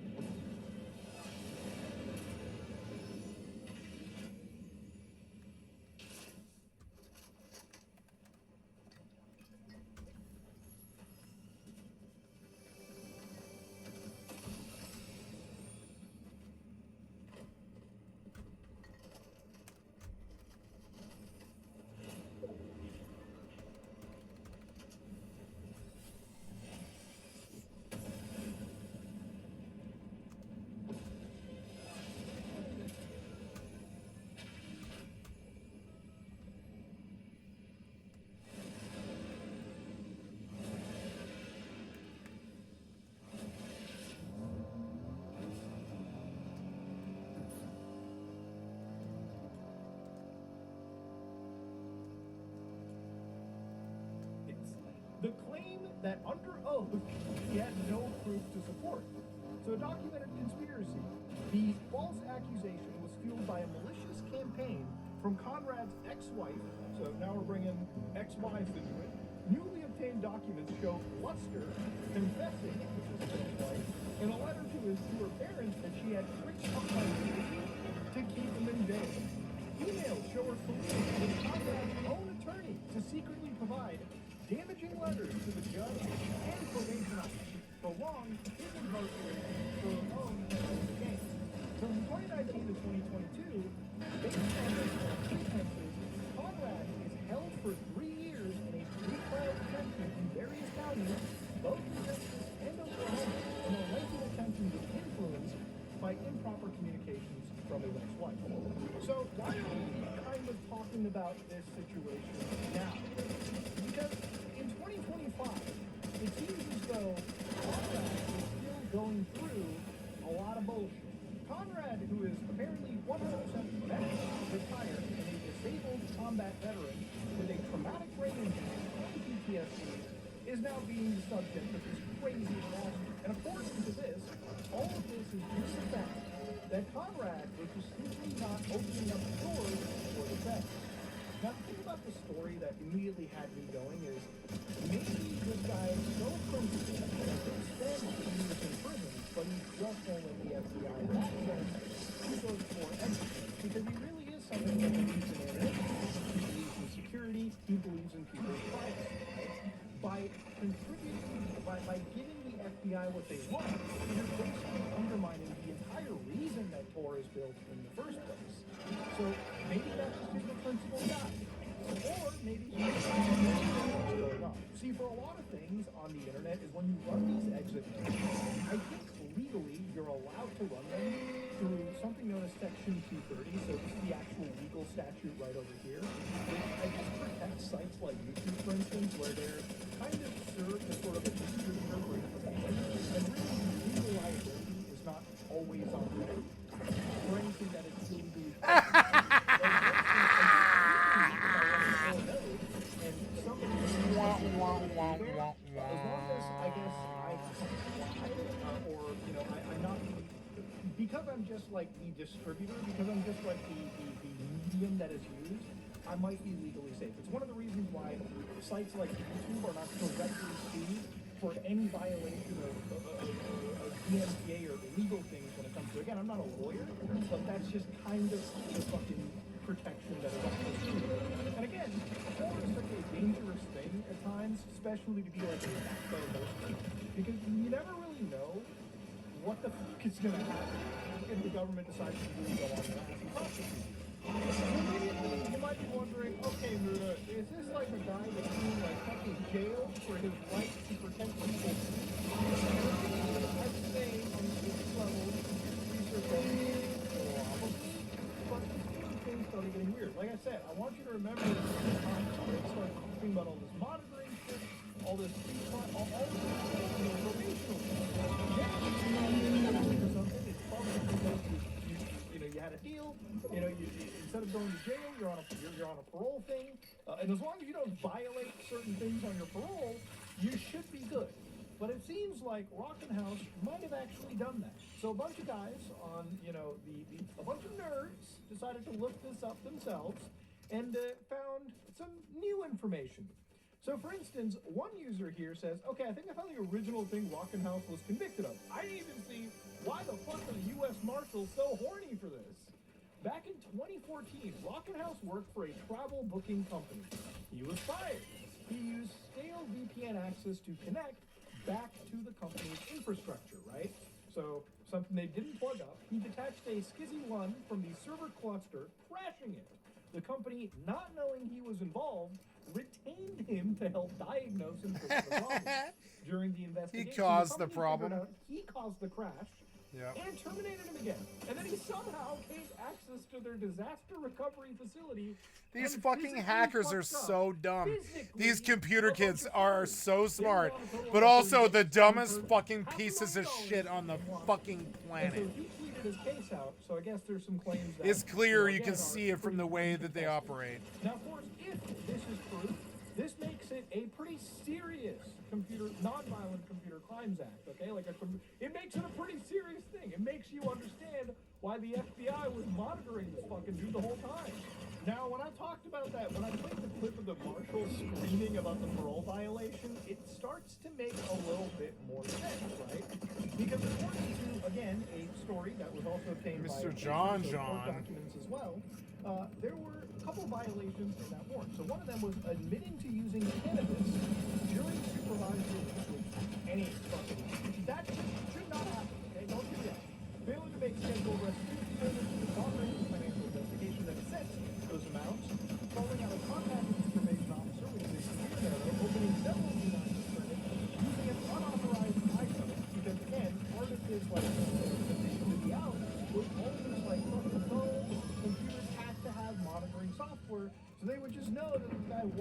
going back to doing fucked up shit.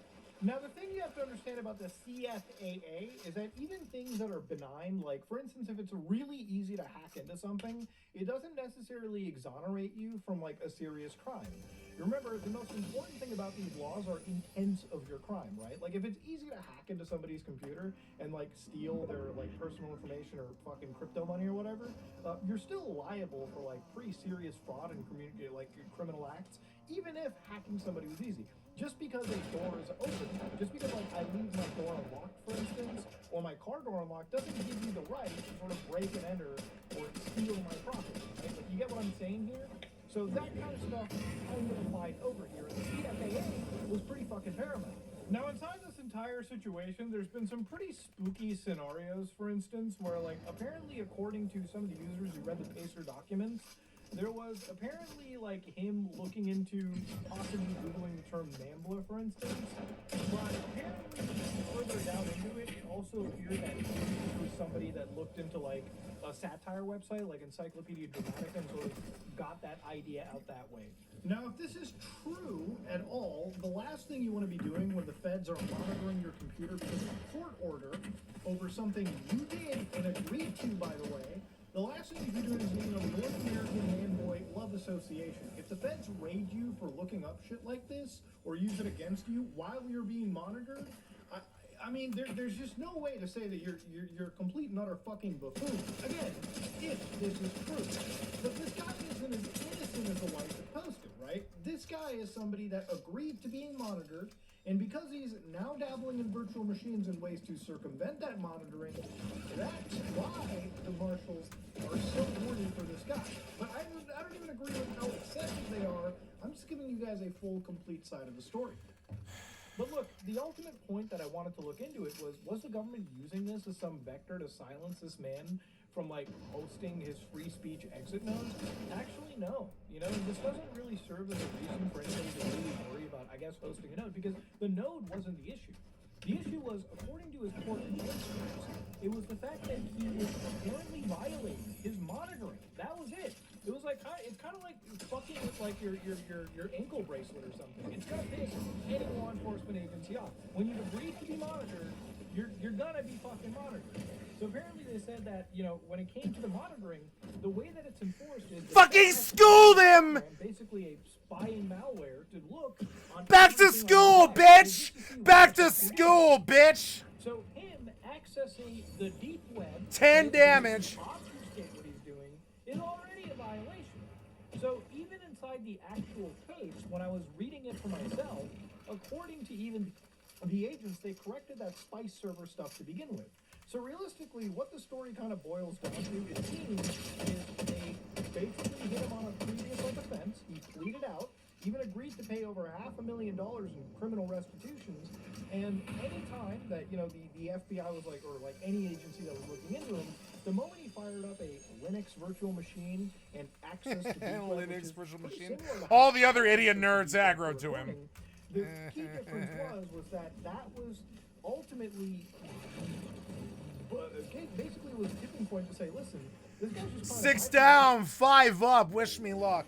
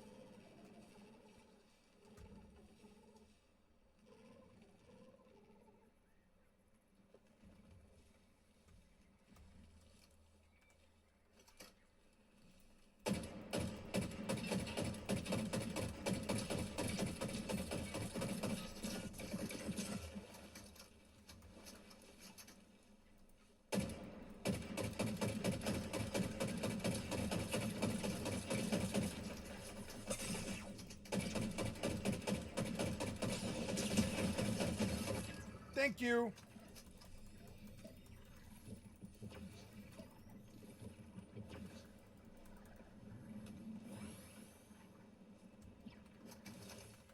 Oh, his crown is in the fucking thing.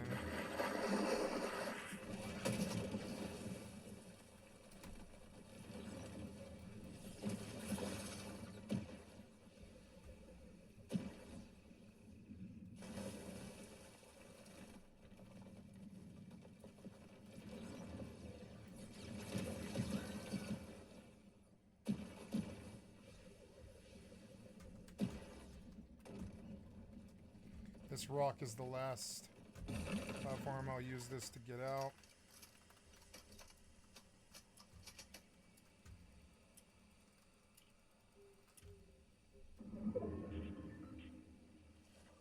There's a car over there.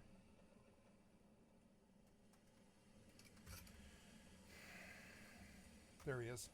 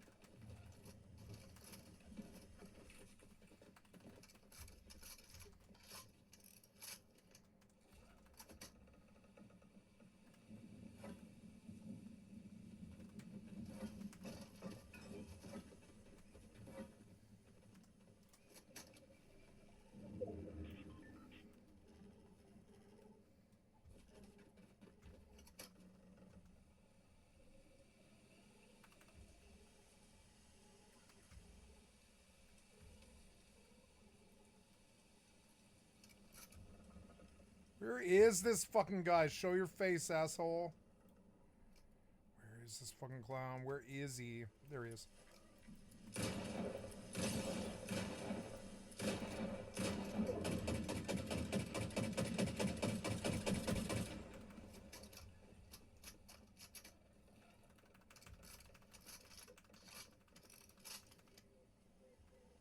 Fucking clown.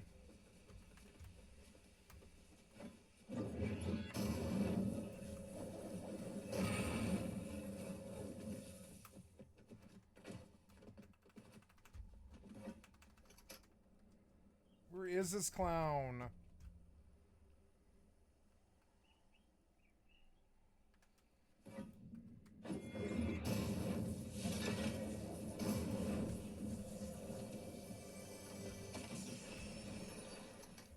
Where are you, clown? Show your face, asshole.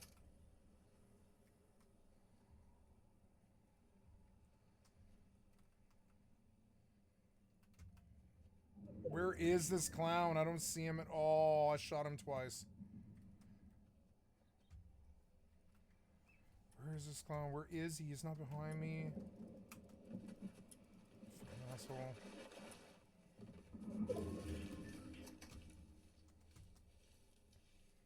There he is.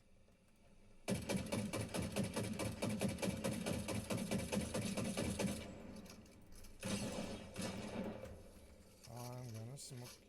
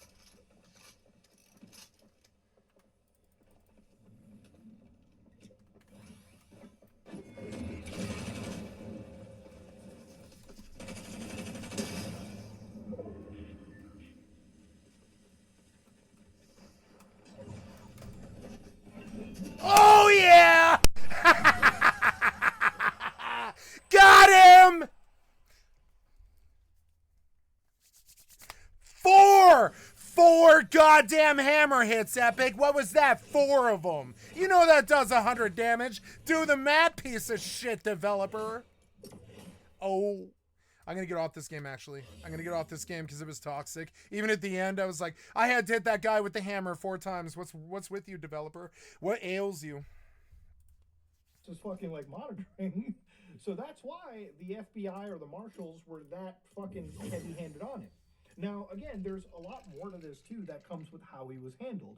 Nobody, in my opinion at least, should be held pre-trial for like 3 years. What? I think that everyone has a right to a speedy trial. And I think that, again, this is one of those stories where I told you it was going to get like fucking interesting and like nobody was going to be the quote-unquote good guy. Because No, it's the dark web, which is pieces of shit. The government, which is pieces of shit. Hackers, which are pieces of shit. Software developers, who are pieces of shit. All around pieces of shit. We knew it was a toilet story full of skibbity toilet people. Like, the truth is somewhere in the middle of this. Yeah, no. There's no truth. It's the only truth is what I spoke. I saw that as well. Isn't that interesting? That Sexpestiny, who has said unlimited violence, has threatened me with death threats, is now getting a taste of his own medicine after utilizing right-wing groups and right-wing content creators for years and years to actively try to get me deplatformed. He is now getting shafted by the very same right-wing forces that he has expertly used to his advantage to try and unsuccessfully deplatform me. And now the chickens are coming home to roost for him. Will this cause his community to reconsider these allegiances? Probably not. Now, for many, many years, through unlimited envy and anger and resentment, this person has decided that that I was the #1 villain that was creating a real threat that might tackle American democracy. What's interesting about that, of course, is that in the process of designing me for his own cult-like community as the #1 enemy, he basically took on positions that were diametrically opposite to mine, including but not limited to being a supporter of Israel and its genocide, but also aligning with a lot of people that wanted to kill me, including foul neo-Nazis such as Sam Hyde. Foul neo-Nazis such as Sam Hyde. You created him, I have to kill him. Well, if you're trying to fundraise for that, I would absolutely help you. Why are you playing fucking V Rising, you bad?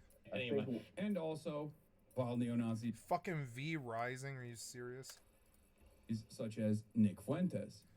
I don't know, maybe I play Once Human, what am I to say? V Rising's a good game, I own it. Whatever. Literally turned around and hung out with Nick Fuentes and propped him up when he was an irrelevant character, an irrelevant side character.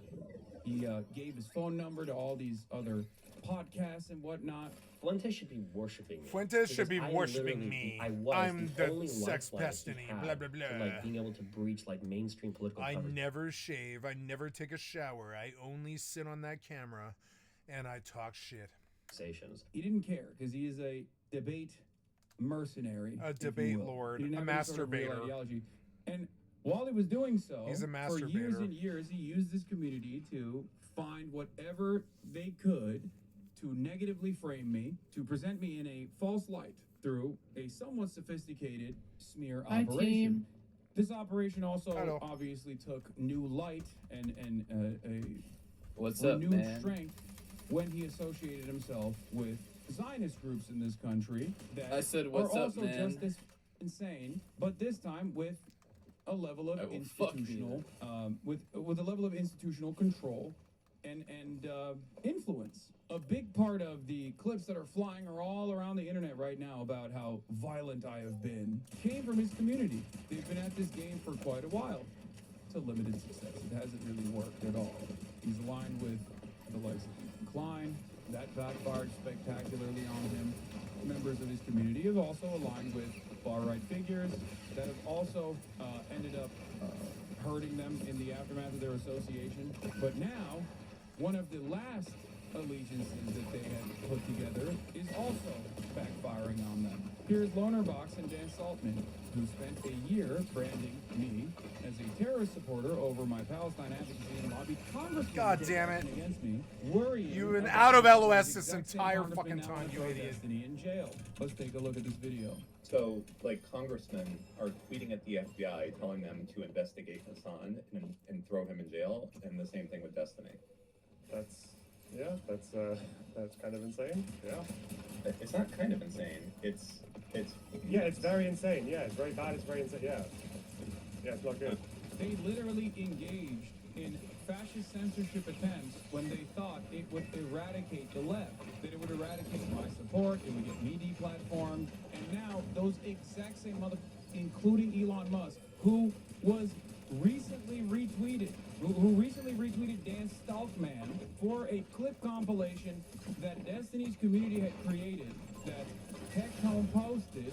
That very same Elon Musk is now saying Destiny should be arrested. Phil Labonte, if you just saw Destiny endorse political violence today, be advised that this is not a one-time thing and it's not new. Let him say what he wants, but then also pay the price under the law. Nice work, Elon everyone. Musk, I don't think this jackass should be banned, but Amazon should stop paying him to incite murder. That's insane. Separately, incitement to murder and domestic terrorism is a felony crime. For that, he should go to prison. He can resume streaming when he has served his term. The chickens are coming home to roost. They thought he got recently banned, by the way. Yeah, I saw this. He said, unreal, Elon Musk and other conservatives just got me banned from Twitch. My entire income is gone now. So much for the party of free speech, which, of course, happened a long time ago.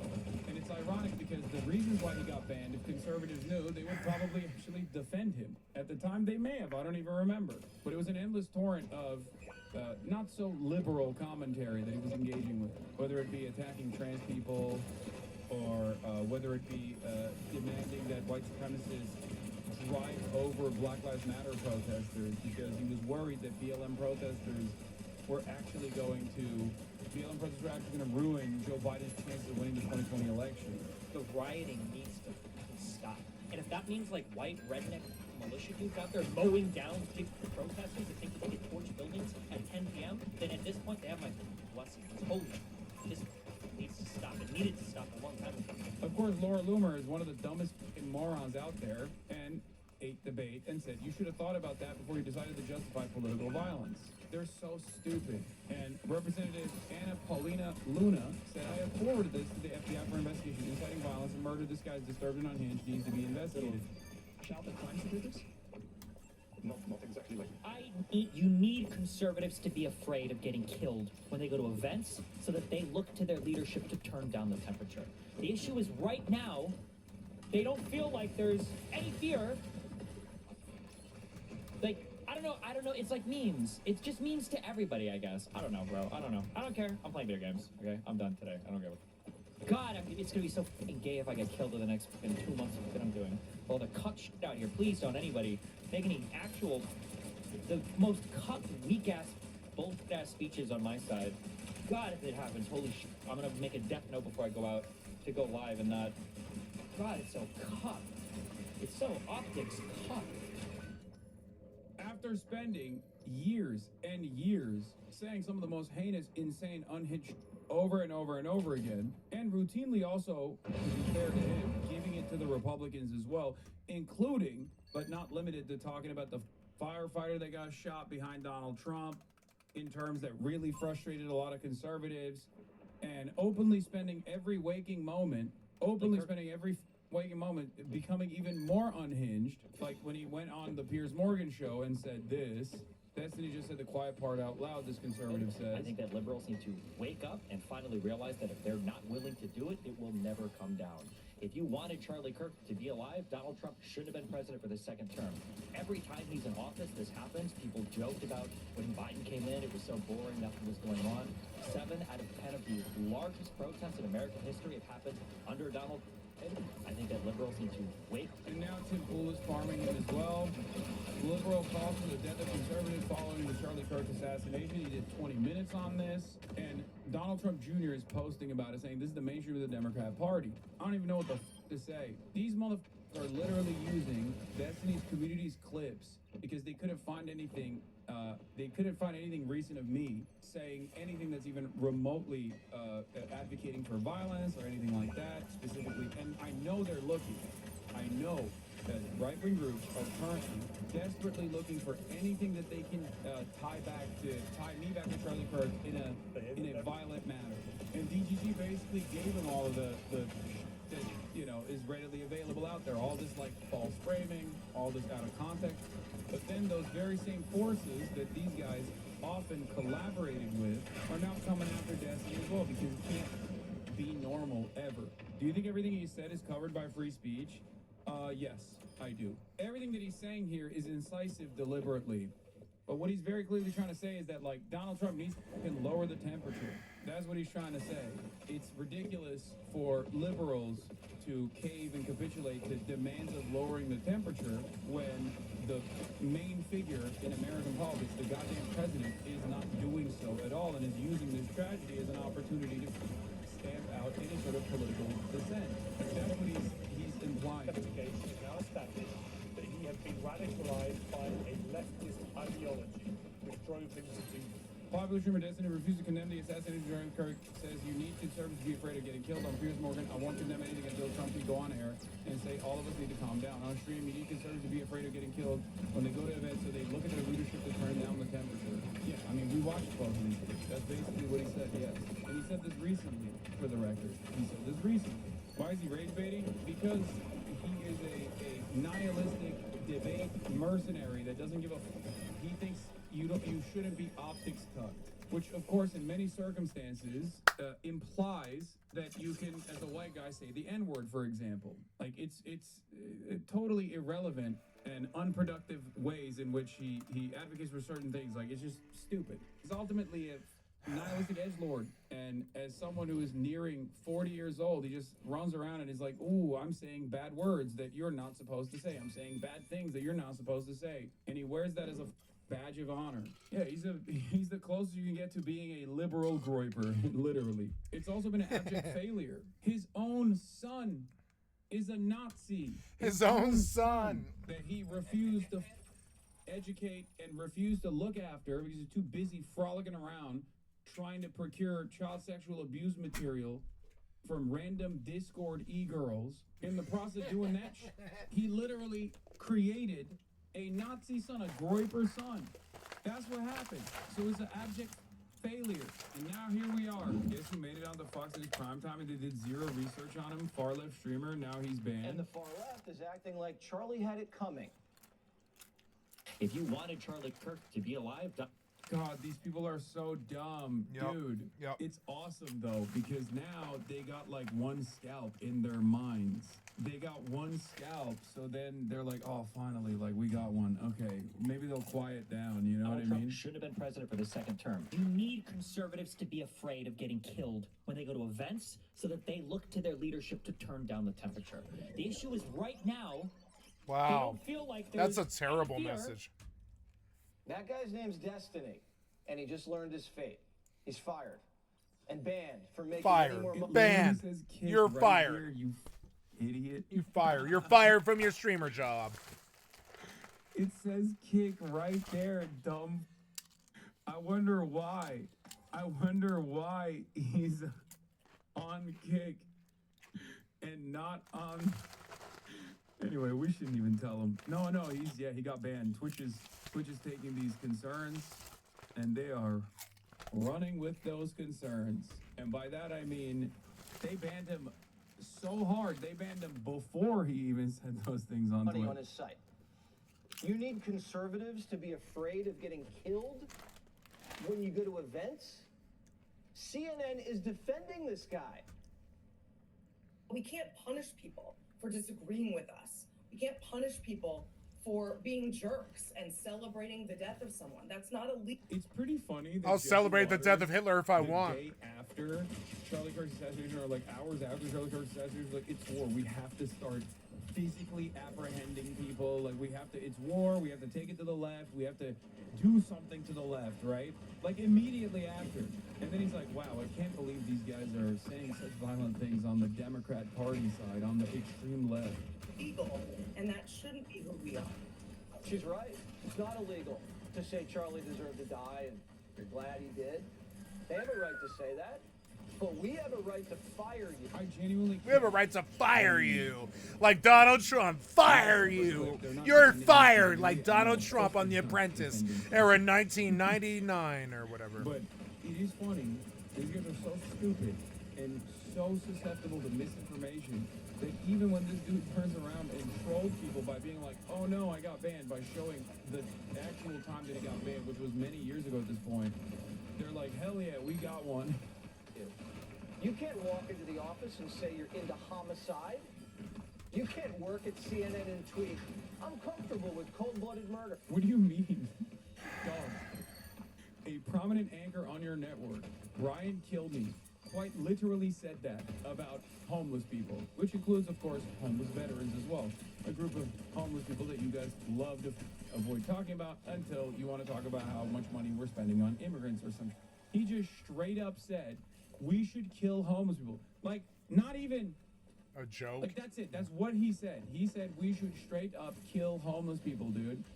That is crazy. Also, speaking of which, 13 people hurt in 2 mass shootings at the Minneapolis homeless encampments on the same day, apparently. At least 13 people have been wounded, 5 critically, and 2 shootings that erupted over a span of 12 hours at homeless encampments in Minneapolis. The mayor is saying he shouldn't be surprised if they are connected. He wouldn't be surprised if they're connected. The shootings on Monday marked the 4th and 5th mass shootings to occur in Minneapolis over the past 3 weeks, including one on August 27th and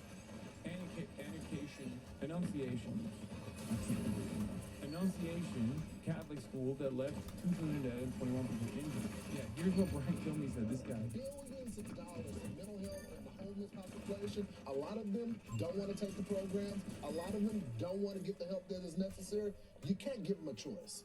Either you take the resources that we're going to give you, or you decide that you're going to be locked up in jail. That's the way it has to be now. Or involuntary lethal injection or something. Just kill them. Yeah, Brian, why did it have to get to the...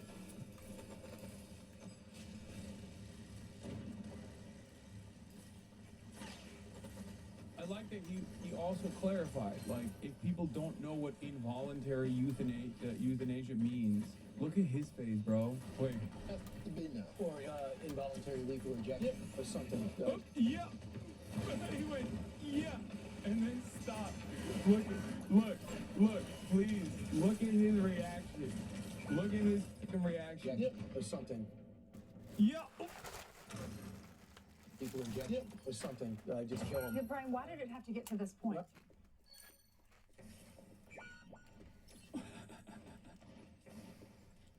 Yeah. I would say this, we're not voting for the right people. In North Carolina, wake up. Yeah, we're not voting for the right people. We should be voting for the people who will kill the homeless. I can't. This is so funny. Yeah, no, he apologized. He did. He had to. Of course, he had to apologize. We are so far removed. We are so far removed from like accountability or anything like that, especially on the conservative side. Like, it is unironically seen as like a major freedom that you have if you are right wing, you know? The murder of Irina Saruska in Charlotte, North Carolina. Now, how to stop these kinds of attacks by homeless, mentally ill assailants, including institutionalizing or jailing such people so they cannot attack again. Now, during that discussion, I wrongly said they should get lethal injections. I apologize for that extremely callous remark. I'm obviously aware that not all mentally ill homeless people act as the perpetrator did in North Carolina, and that so many homeless people deserve empathy and compassion. Man, remember when you got banned from Medicare fraud? Imagine if you said anything near this, but you know the right is never violent. I know. This doesn't mean that, like, those of us on the left should get to say stuff like this in general. We can't get away with it, and we shouldn't say it anyway. But, like, understand that this is how it works. Like, there is no... I know I farm the hypocrisy points all the time, because, unfortunately, dullard-ass normies actually respond to that, especially those in margins. And it's certainly a weapon that the Republicans have wielded for a very long time. But the reality of the matter is, these guys don't give a... Yeah, they're hypocritical. Like, they don't care. They're just lying. They're stupid. They're lying. They're hateful. It is what it is, you know? I genuinely don't know what to do. Like, what do you do when half of the two major parties in this country, like one half of of the entire political system is just operating on lies and hysteria. Libs think hypocrisy is like a poison debuff. Yeah. More people need to be killed. Anyway, that's funny that, like, again, Jesse Waters, only a couple days after being like, we have to do war to the left, is like, wow, I can't believe how intolerant these libtards are. Speech is free, but you're not free from the consequences. If you're glad Charlie's dead and thought he had it coming, I'm supposed to sit next to you in the break room? You're going to teach my kid at school or serve in government? And I'm supposed to just say, free speech. You're advertising that you're a maniac and that you have no decency, compassion. I mean, like, low-key, that's how I feel about being around right-wingers, Republicans who celebrate deaths of not just like one person, but entire swaths of the population. That's what it feels like if you're anti-Zionist, if you're anti-Israel, and you're surrounded by these people who are just like you're surrounded by these people who are looking at all that death and destruction and going, that's awesome, we want more of it, and you should shut the fuck up. But once again, I always say, like, this goes back to how violence is perceived by the masses. If it's institutions, if it's institutional violence, if it's systemic violence, if it's the violence of the state, it's not considered violence by the masses. So as long as the government's doing it, right, you can maybe get mad at the process. Like, oh wow, like, we're bombing this country. Oh, you didn't get proper clearance or permission from Congress. You know, at most that's the anger and resentment people have. I remember this when we were talking about bombing Yemen, which is a rite of passage for every American president. And like, even in the signal gate, the main point of contention for everybody was how big of a security failure this was, that drunk-ass Pete Hegseth had brought in the editor of The Atlantic into the group chat. He was talking about how they're going to be bombing Yemen. And that was the major point of contention. No one was like saying, hey, why the f*** are we bombing a sovereign country? Can someone explain that to me? Like, that's pretty f***ed up. That's pretty unacceptable. Why are we doing that?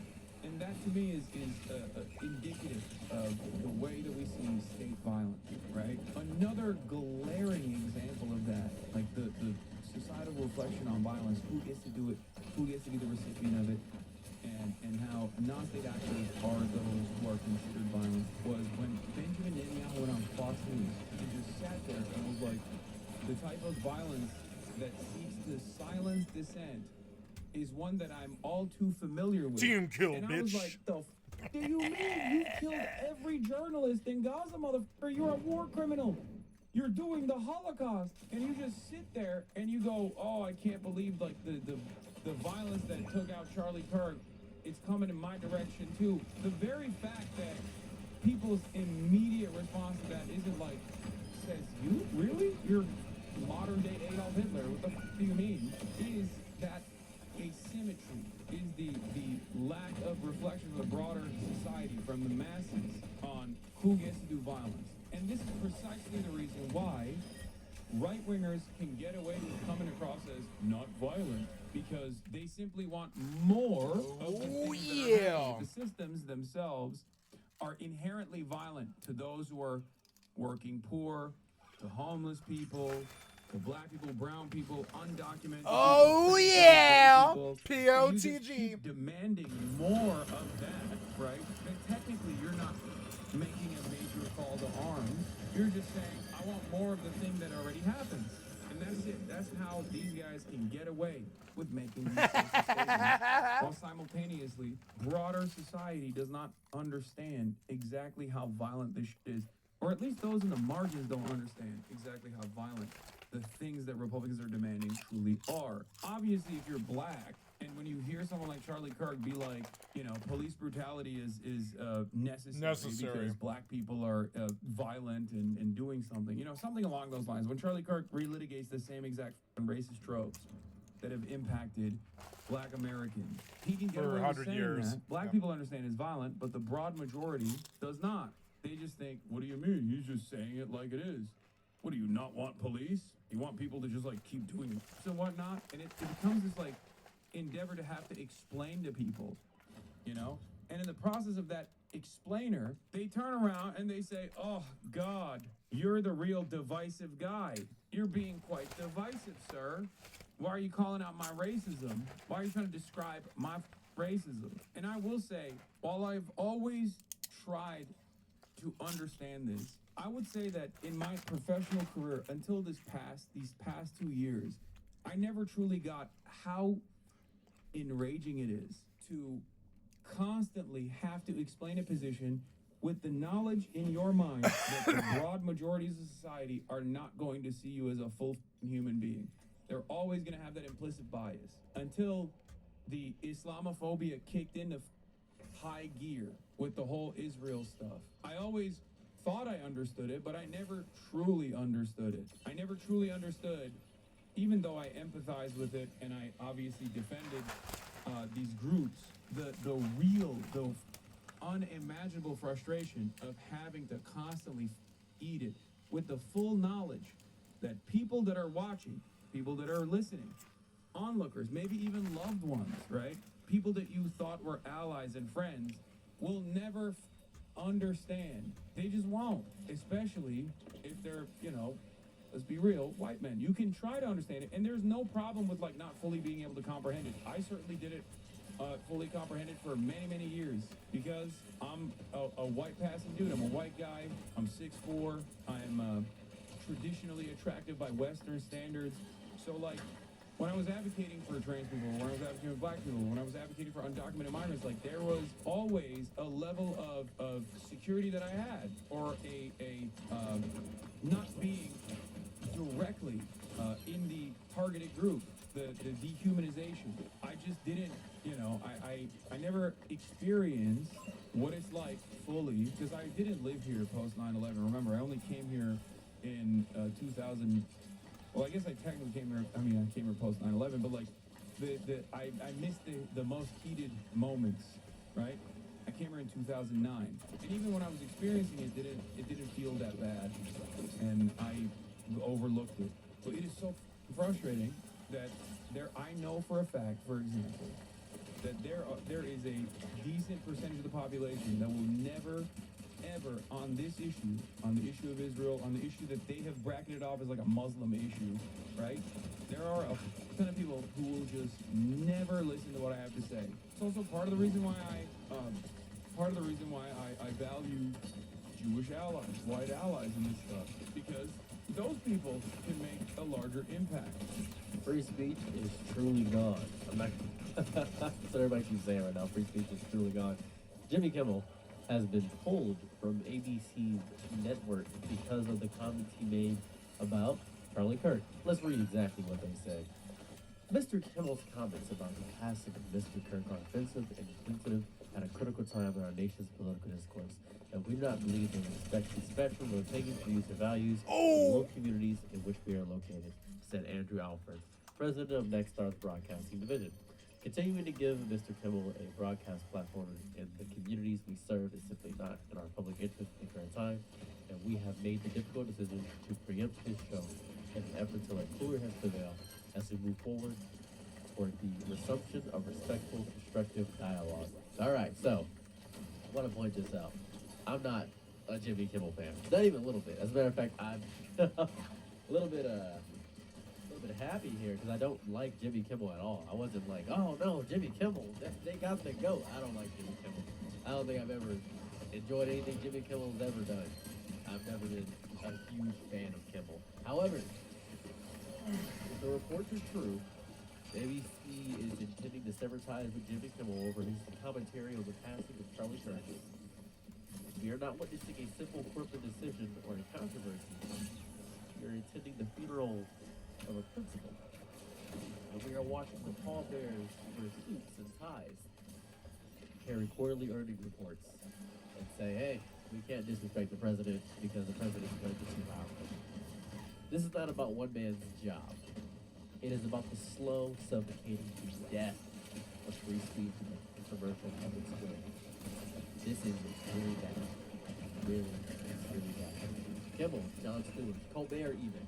That's also gone. Steve Colbert is losing as well. They're losing out their platforms over satire, over jokes. Satire. That's what's happening.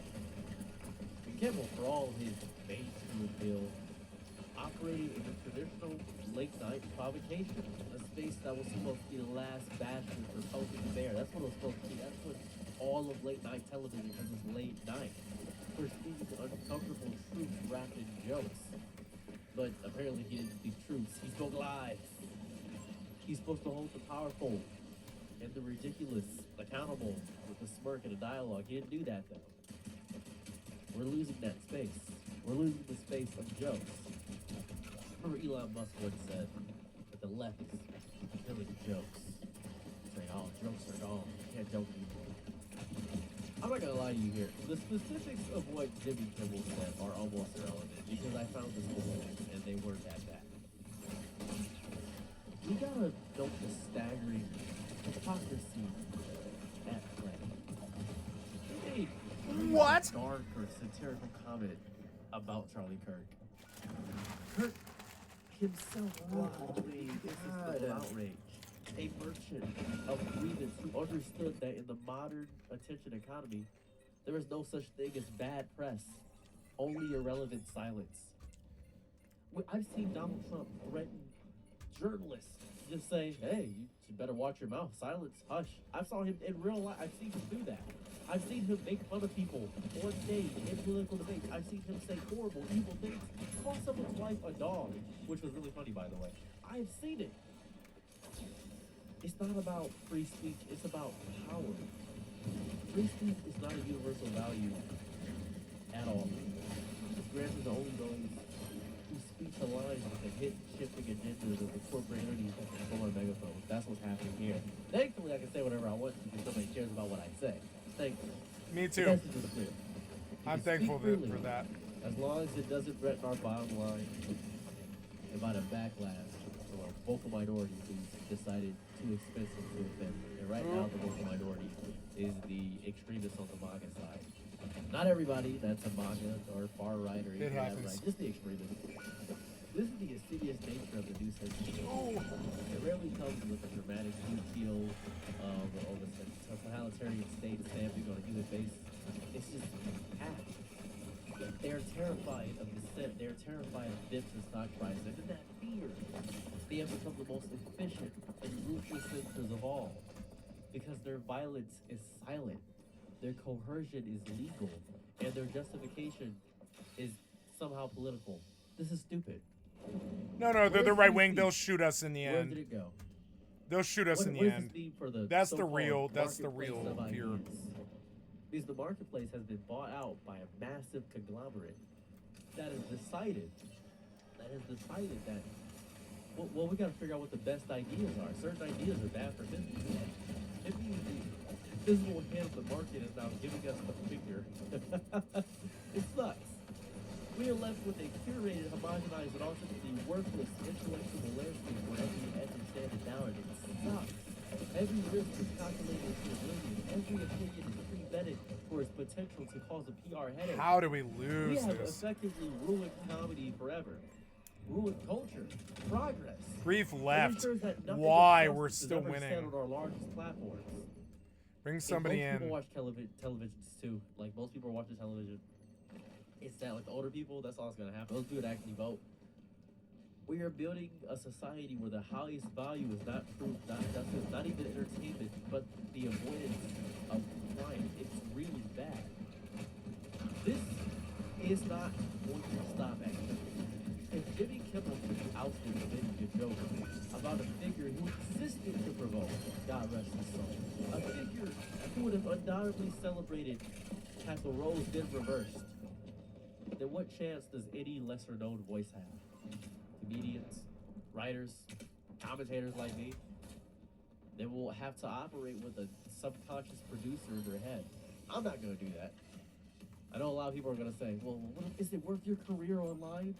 Will this tweet cost you your show if you get a show in the future? I don't care about that. But it is going to lead a lot of people to self-censorship. It's going to lead to creative death. A mental prison where the walls are made of potential sponsorship deals. Thankfully, sponsors hate me. I'm not going to get anything after. And that's the beauty of this channel. You're going to get the truth all the time. At least the truth as I see it. This is stupid.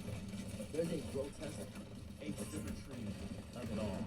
The very figures Kimmel would satirize, the Charlie Kirks of the world, operate in a parallel media universe expressly designed to bypass these corporate gatekeepers. They have their own networks, their own platforms, their own funding ecosystems that reward outrage. That's what it is. That's the annihilate. Like the Nick Fuentes show. Nick Fuentes had his own thing. He's not gonna get canceled. Dude's on Kick and Rumble. He's fine. He's gonna get all this stuff. People, Andrew Tate, he got his own show. He can do whatever he wants to. Alex Jones. I don't know about Alex Jones actually. I feel like something bad's happening with Alex Jones. But Candace Owens, people of that variety, those people, 100%, they're not gonna get stopped by some producer because they can say whatever they want to. They are fireproof in a world that is getting burned down by the fire of everything else. It's really bad. Even the moment somebody from the other side of the whole spectrum engages in the same combative, even if it's framed as comedy, the entire weight of corporate America comes crashing down on them. That's why they're trying to ban Hasanabi. That's why they're trying to ban all these other people because, hey, you guys tried to ban us in the past. We're going to use cancel culture against you, which is fair. To be quite honest with you, that's fair. For many years, I have said, hey man, you guys gotta stop firing. Like, what? I never say the N-word. And people who told me you're stupid, that word's offensive no matter what you say. Well, now they have power, they're using it. I've often told you, if you let somebody get victimhood, they will use it. My wife said that is what's gonna happen. Give somebody victimhood, they will use it. This is a symptom of a much larger disease that I keep bringing up. It's the collapse of the symptom. The sheer reality where we can read citizens, we can laugh on ourselves and each other without being an existential threat. That is gone now. It is being replaced by a cold civil war where every joke is a declaration of allegiance. Every satirical bit, well, that's a political act. Every comedian is a soldier in a culture war. They never signed up for it. In this environment, corporations desperate to avoid the crossfire are not choosing sides, they are simply canceling the war. And along with it, any speech that might remind people it's still being fought. They are enforcing a silence born of fear. So, is free speech actually dying? In the literal First Amendment sense, no. The government isn't arresting Jimmy Kimmel. But in the cultural, functional sense, the sense that actually matters for a healthy society, yes, it is on life support. Free speech is not just the right to speak without being thrown in jail. It is the ability to speak and be heard, to participate in the public conversation on the largest stages. When these stages are controlled by entities that prioritize profit over principle, that value comfort over courage, then speech is no longer free, it at least can be revoked at any time, for any reason. That's just landlords. That's just landlords. I'm thinking about my landlord now. Oh my god, what a garbage person. Oh my goodness. If you're watching this video, my landlord, you suck. I just want to point that out. Yep. This is bad. This is more than just a loss of Kimmel, by the way. Kimmel is just the avenue I'm using to express this. It is bad when satire, one of the most vital tools for speaking truth to power, is deemed too risky for prime time. Power has already won. We are left with a public discourse that is hollow, performative, and utterly true. Everybody should be right-wing. The left wing is crazy. Get rid of all the networks. You want an echo chamber that big? Yeah, I do. That's crazy. What? You don't want your ideas challenged at all? Never. Okay, all right, my bad. I apologize. I didn't realize it was... Dealing with an I didn't idiot. realize you don't like other people. My bad. No, they don't like other people. The solution... They don't like anybody who isn't rich and white. Far away. It's far away. If you don't know what the core of the right-wing ideal is two things. Fiscal conservatism and the systematic objectification of everybody who isn't rich and white. Sorry, I really believe this. You'd have to kill me to change my opinion on it. Yep. Two things. Fiscal conservative means that they'll choke starve you in a fucking famine. And they don't like anybody who isn't rich and white.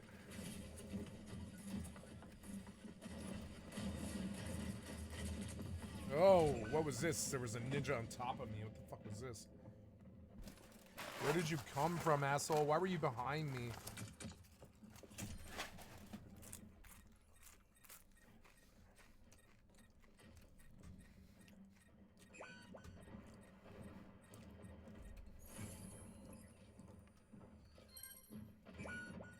think I'm gonna reach him in time. This is such a long walk. I'll try and res the tank, I guess.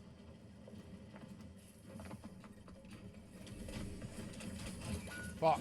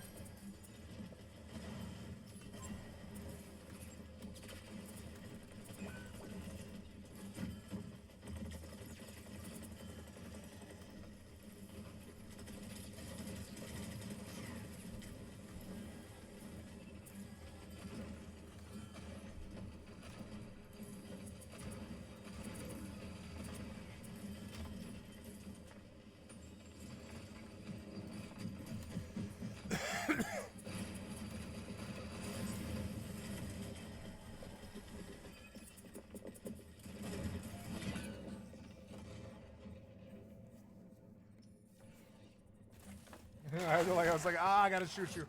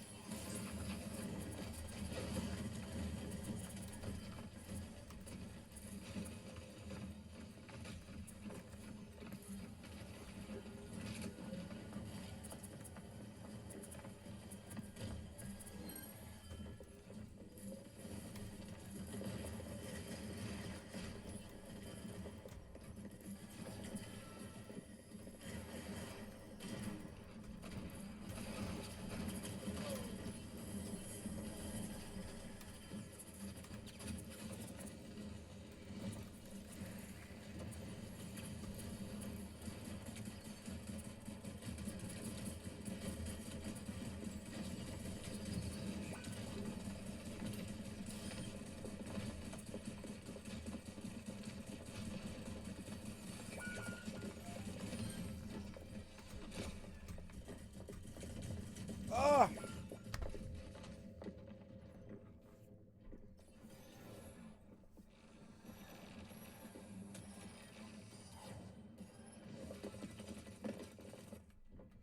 It took me to a dead body that can res.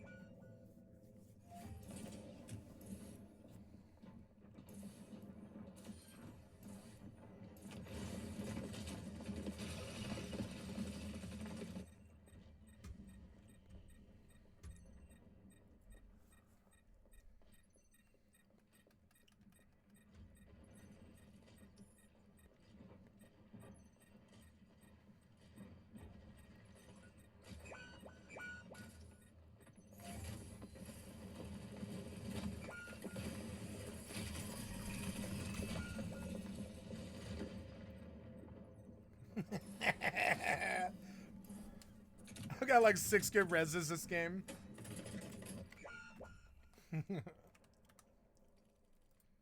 And now to pull a brig win in the last minute and a half of the game. Oh yeah.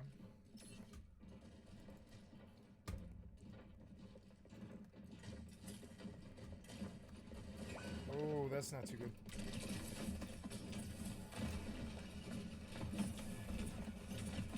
Hee hee. Revenge.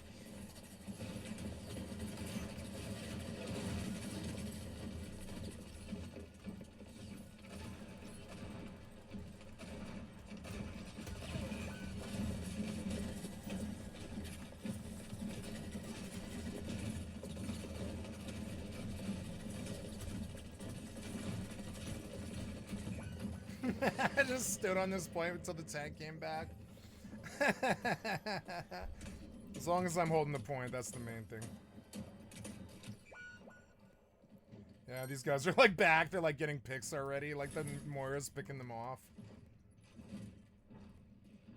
10 seconds. Do you think these guys are gonna do it? I don't know. Maybe they'd have to kill us all.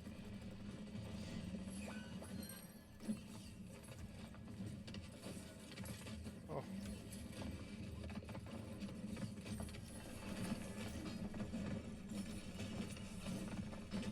Thank you. I will kill your Hanzo. I will kill your healer.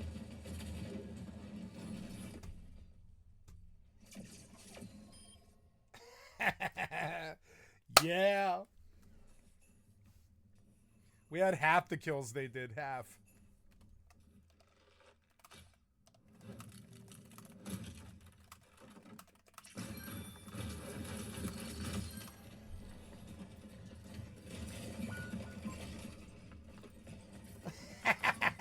We had half the kills.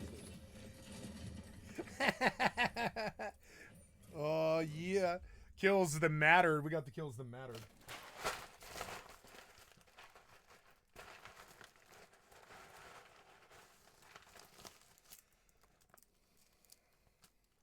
Oh. Solution must come from a public that actively values and defends uncomfortable. I like Zero's TV. I want him to be I famous. know in the light of the tragic passing of Charlie Kirk, that everybody say, well, he lost his life for his words. That sucks. I'm not saying that's a good loss at all. I've never said that. You can see past my videos. I think Charlie Kirk is an American hero in the same light as Christopher Columbus. That's how I feel about him. He's just like Christopher Columbus to me. Now he's a martyr. That's how I feel about everything. You can't even spin that to be bad. I can, but you can't. Anyways, we're just waiting our turn. First, they come for Jimmy Kimmel's jokes about, you know, Charlie Kirk. What's next? You can't say anything. What next?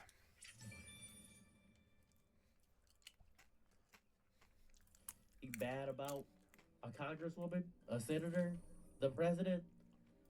We gotta make jokes about people. I am not a journalist. If they're gonna come for podcasters who criticize a major advertiser, they're gonna come for everybody, everyone, every joke, everything. And it's gonna be silent. It's just gonna be silent. I'm not excited for the silence at all.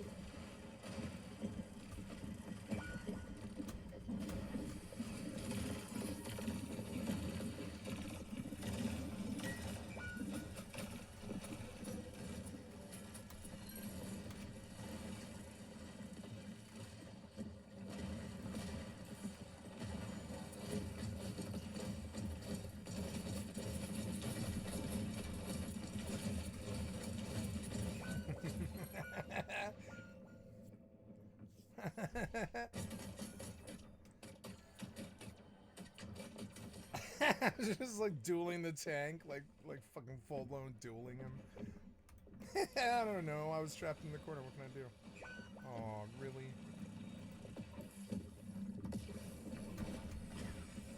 Oh no.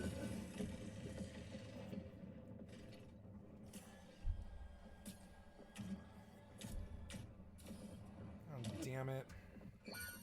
Nice, we got 3 kills though.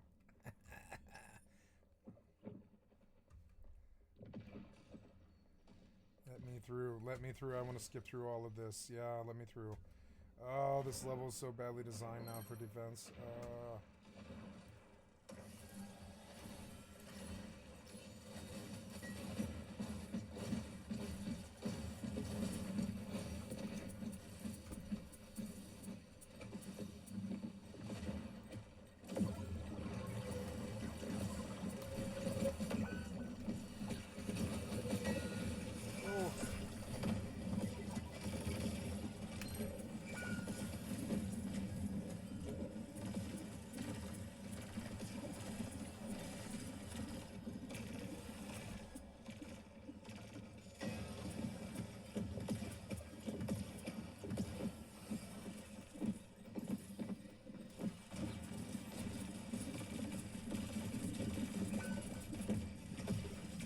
No! Like what? Like 2 healers fighting their entire team. Like what the fuck was this, dude? I don't know. You haven't done any healings then, I know that.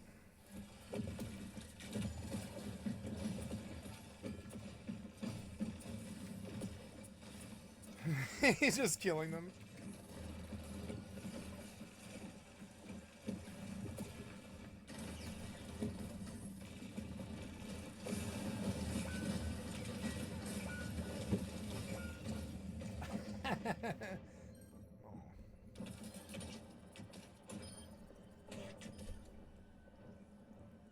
Stupid tank ulting.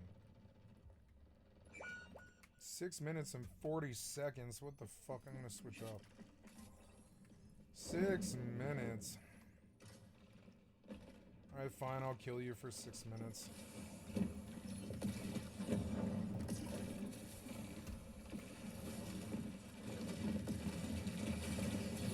What? I was behind the wall! And he killed the other guy. What are you talking about? You did not shoot me. Fuck was that?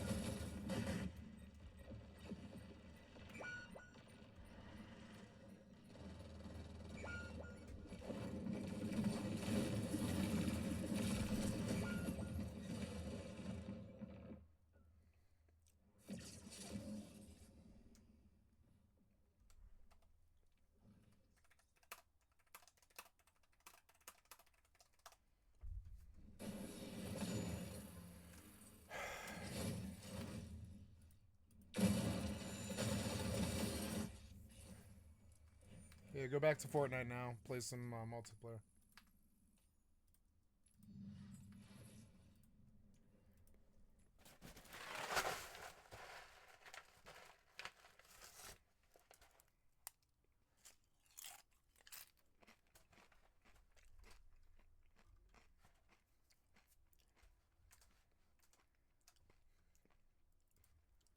Just a few months ago, there were a lot of people that were feeling anxious because GTA 6 was supposed to come out at the end of this year, and people were like, bro, that's so long from now. How am I going to hold myself over? And then it was announced that it was delayed.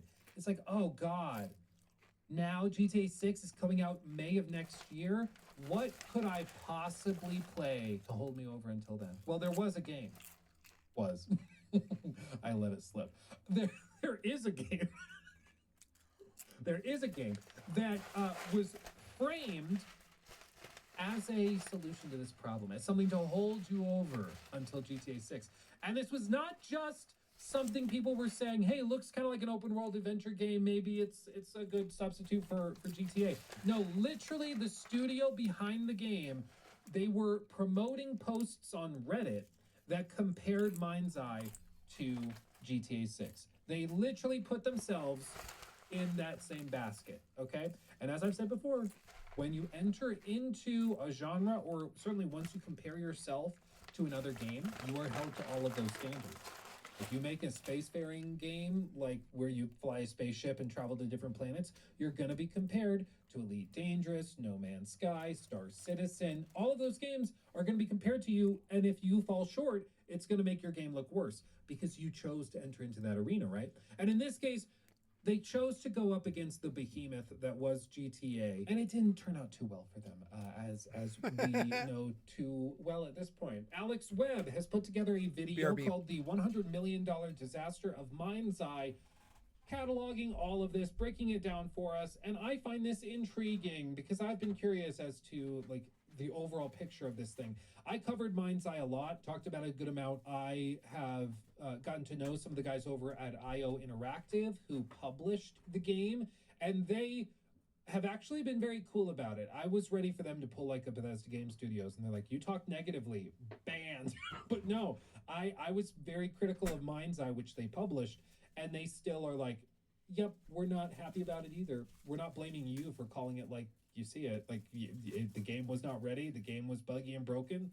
Fair. Like, they've been very, very cool about the whole thing. IO Interactive has. But basically, just so you understand the breakdown before we get into this, just so you are very clear about it, how this was structured was that IO Interactive, okay, so there's kind of the parent company, IO Interactive, IOI. They are the big parent company. They also have like development teams that make like the 007 game that's coming out, Hitman. Okay, that game is also under their purview. Okay, so they make games themselves, but they also have a publishing arm called like IOI Publishing House or something. And this was their first attempt to publish a game made by Build a Rocket Boy. So Build a Rocket Boy was not technically part of their company. They had a licensing or a publishing agreement, rather, with the publishing arm of IOI.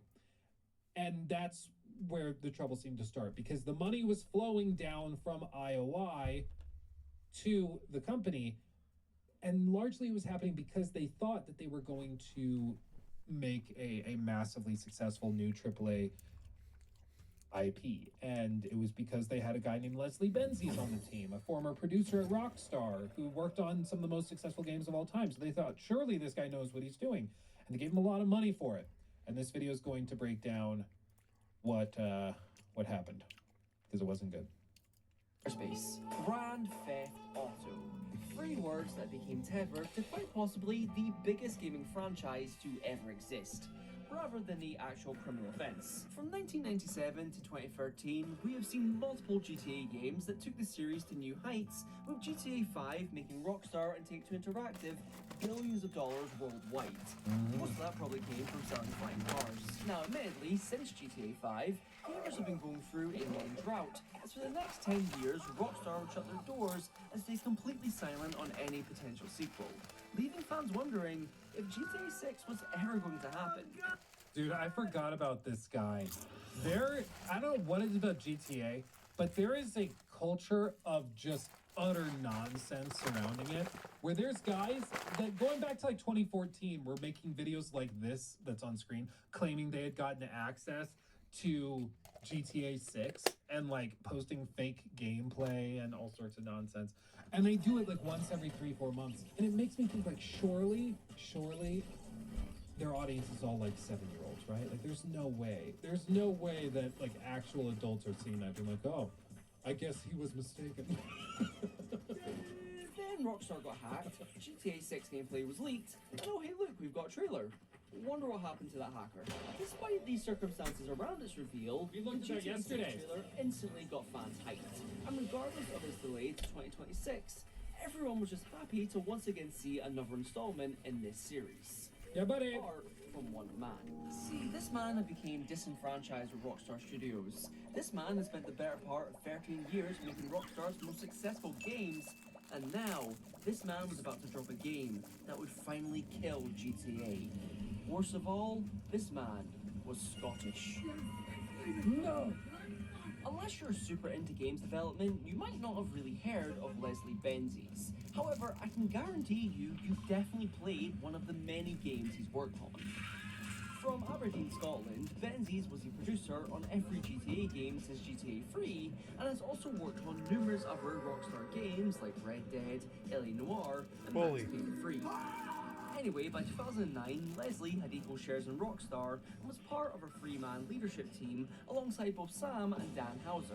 Evidently, he was a highly valued member of the company, and this would only become more apparent once GTA 5 hit the shelves and absolutely dominated the markets. Fat rip to any other games that came out during September 2013. At this point, Benzies must have felt in. Having not only created the second best-selling game of all time, but also being the mastermind behind the money-making machine that is GTA Online. So, after all of his hard work and dedication, Leslie was convinced to take some time off. You know, enjoy a short, little 6-month sabbatical where he could recharge the batteries. Unfortunately though, during the 6-month vacation, Rockstar fired Leslie's son, his friends were fired too, and his company email was locked. Now, sure, this didn't look good, but maybe once Leslie gets back to work, he can figure out what's going on. However, upon arriving at Rockstar North, his keycard, wasn't working. In fact, he couldn't get into the building at all, and was even chased away by security. Rockstar would then later announce that Leslie had decided to leave the company during the sabbatical. This was all his own idea, guys. Come on, look, we're still friends. Benzies, like most friends do, then sued Rockstar for $150 million. Now, I won't bother going in depth with all the details of the lawsuit. One, I am not a lawyer, and two, I might not be reading all of that. The points are that Leslie claimed he was forced to take a sabbatical, that the Housers obviously felt threatened by him, and that more specifically, Sam's work on GTA 3 was shit, and he would never have been as successful as Rockstar.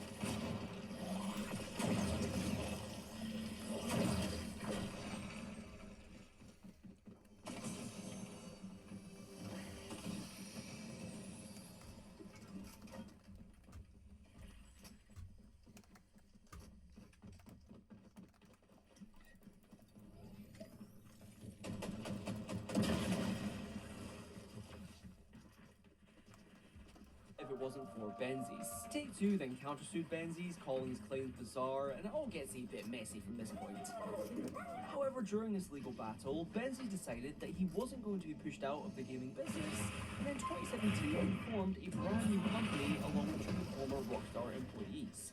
So, some broader context on a lot of this. So, of course, there's lots of lawsuits involved with his departure, with everything that went down with Rockstar around that time. And so, I don't know if we'll ever honestly know what happened, all the details, because I'm sure it's all going to be locked up in transcripts and court filings and NDA stuff. But what seems to have happened is sometime around the launch of Red Dead Redemption 2, it's like 2018 era, plus or minus a year or two, Rockstar underwent some changes. For one, it was during the really surge of the Me Too movement. There were a lot of allegations of mismanagement, of kind of burying allegations made against certain people to protect sort of the boys club at the top of Men the were raping women a lot. This was not just Rockstar or Take-Two, this was Ubisoft, EA, literally every company went through this. There was also, a broader reflection on a lot of companies' parts to figure out if there were people who were dysfunctional and people who were toxic to the workplace. And at that point, they were like, okay, this is finally the time we can kind of clean house. Blizzard, yeah. And then on the flip side, there's also the issue of crunch. So right around COVID era, right at 2020 is when a lot of companies decided to finally make a move and try to cut crunch from their studios, which is also part of the reason why it seems like right at COVID, games started taking a lot longer. Part of it was just everything that happened then delaying everything. That was part of it, of course. But also, studios stopped trying to work employees 60 hours a week when they were only hired for 40.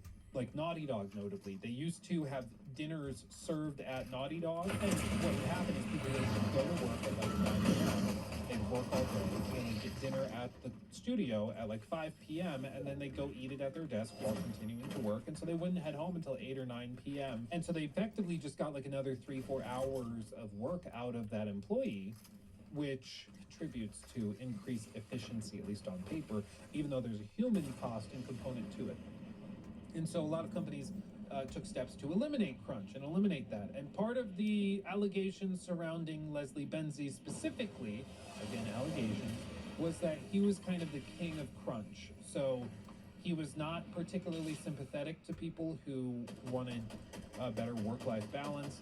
His whole methodology was, you're making some of the best games in the world, you're gonna shut up and just like work your ass off. That's what we're doing. Very old school approach. But he left and started his own company, as he's describing, and that's what happened. So lots of drama behind the scenes, lawsuits, all sorts of craziness, but it seems like he left for probably very valid reasons. He does not sound fun to work with.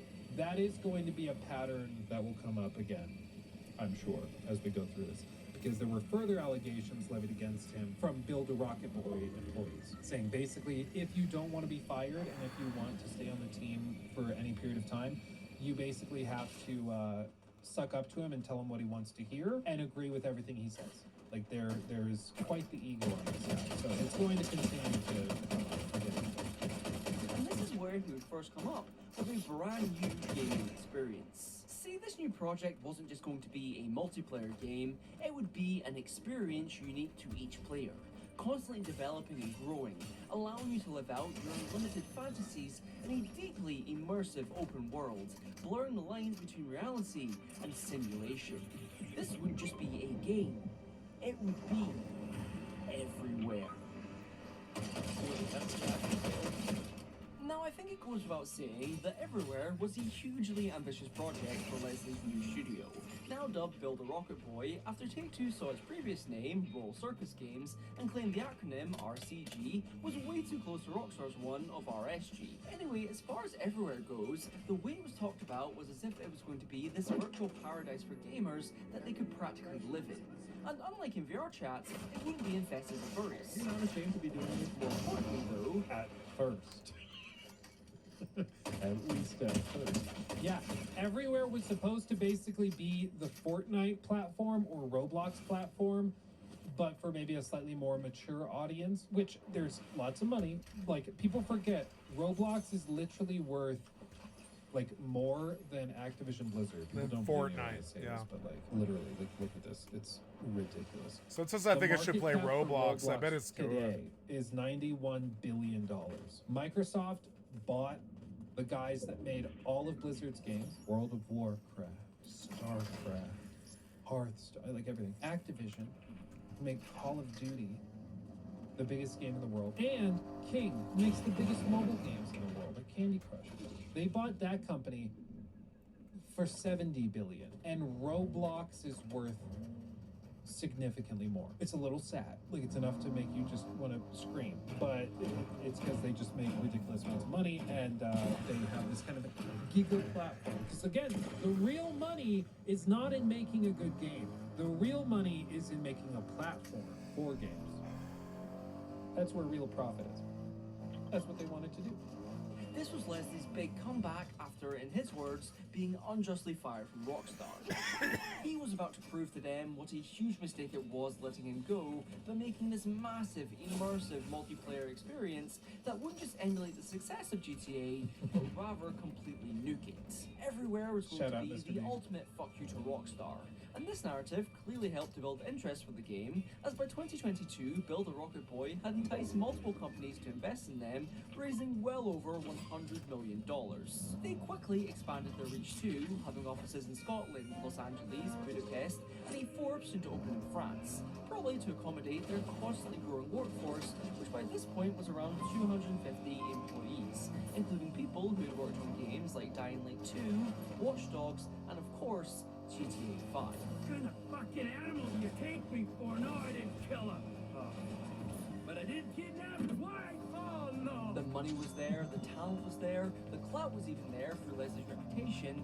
This was all setting up for what could possibly be a generational game. One question though, what even is Everywhere? No, like seriously, besides all the vague buzzwords and headlines, we still didn't really know what the game was about, or even what it looked like. The game was a complete mystery. But thankfully, that was all about to change during 2022's Gamescom, when Build a Rocket Boy took the stage and finally gave us a glimpse of everywhere. And it was... confusing. What the fuck is this? This reveal trailer somehow caused even more confusion. Like Everywhere was marketed as his next generation game that would push the boundaries of modern gaming. I mean, it was even compared to the basis from Ready Player One. This is what people expected, and this is what we got. Can you see why there was a slight issue here? The presentation only left people with more questions. From what was shown, Everywhere looked more like Fortnite clones rather than anything remotely similar to Leslie's previous work, and it was still unclear what the fuck this thing even was. Some thought it was a metaverse, others thought it was something closer to Roblox, and there was even rumblings of it being an NFT game. However, what we did know is that Everywhere was set to release in 2023. Hang on, pause. Rewind a few seconds. Who is that?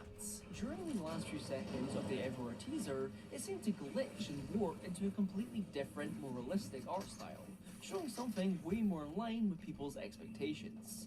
Once the presentation ended, Jeff did try to ask what this could possibly be, but Adam here dodged the question entirely, while his brain kept on generating more buzzwords. But we're still passionate about making immersive and cinematic experiences that players can just get lost in and enjoy. Despite this, we would have... I think one of the things about the whole Mind's Eye debacle is fascinating for so many reasons.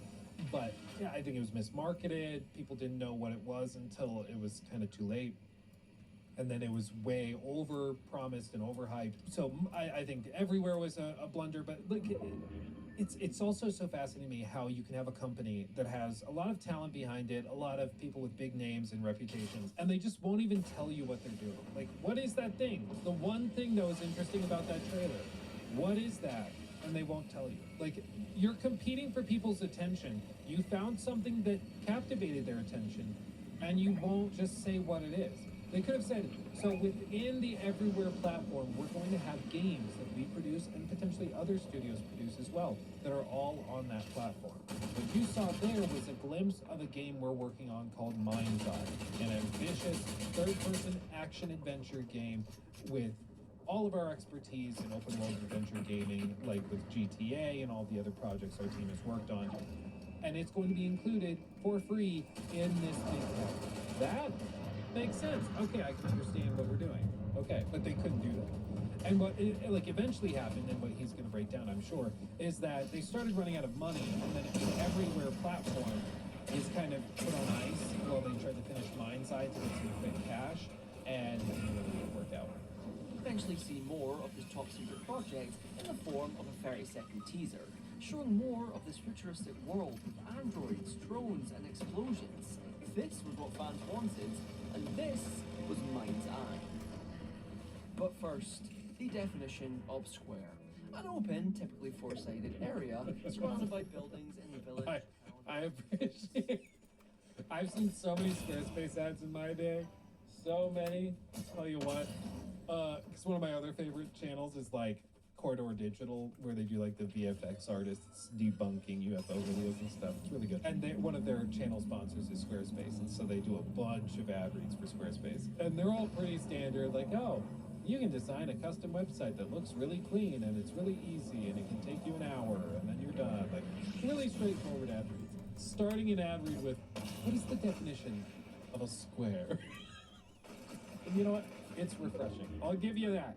It's a fresh take on the formula. I appreciate it. But yes, ultimately, I think they just got way ahead of themselves, and they were trying to build the Fortnite platform without having a Fortnite game. So they thought they could just skip that step. But the reason why the Fortnite platform is so valuable and so powerful is because it has the user base. And the user base came originally and primarily from the game that was tremendously successful. So they were basically trying to skip the most important step of making a massive platform, which is making a compelling game that gets people in. And by the time they realized that they weren't going to be able to acquire users to actually fill out the platform, they realized, oh, crap, we're running out of money. And then they desperately tried to finish Mind's Eye, hoping that that would become the big platform. This new game being announced, you probably think Leslie and the team that build a Rocket Boy would have way too much work on their plates. Like they were effectively building 2 AAA games at once, with Mind's Eye initially being planned as a free episodic game, where each episode would take place in a time period, and it would only be available to play through Everywhere. Wait, what? Basically, from what I can see, Everywhere was kind of just a glorified level editor, and Mind's Eye was supposed to be a way to demonstrate what you could create using the platform. So, in other words, it was just Roblox. However, while Mind's Eye had a decent amount of interest, absolutely nobody gave a shit about Everywhere anymore. I mean, Mind's Eye was what people actually wanted from a guy who had pioneered the GTA series, and as a result, nobody was even remotely interested in Everywhere. Like, come on, the most replayed part of the next trailer was a second-long clip showing, you guessed it, fucking Mind's Eye. Combine that with a really hard-to-watch gameplay demo and an invite-only beta that, again, nobody cared about, it was pretty obvious that Everywhere was a lost cause. Its 2023 release date came and went without a word from Build a Rocket Boy. In fact, the only update we got was that they were firing staff. By 2024, it wasn't looking good for Leslie's new studio.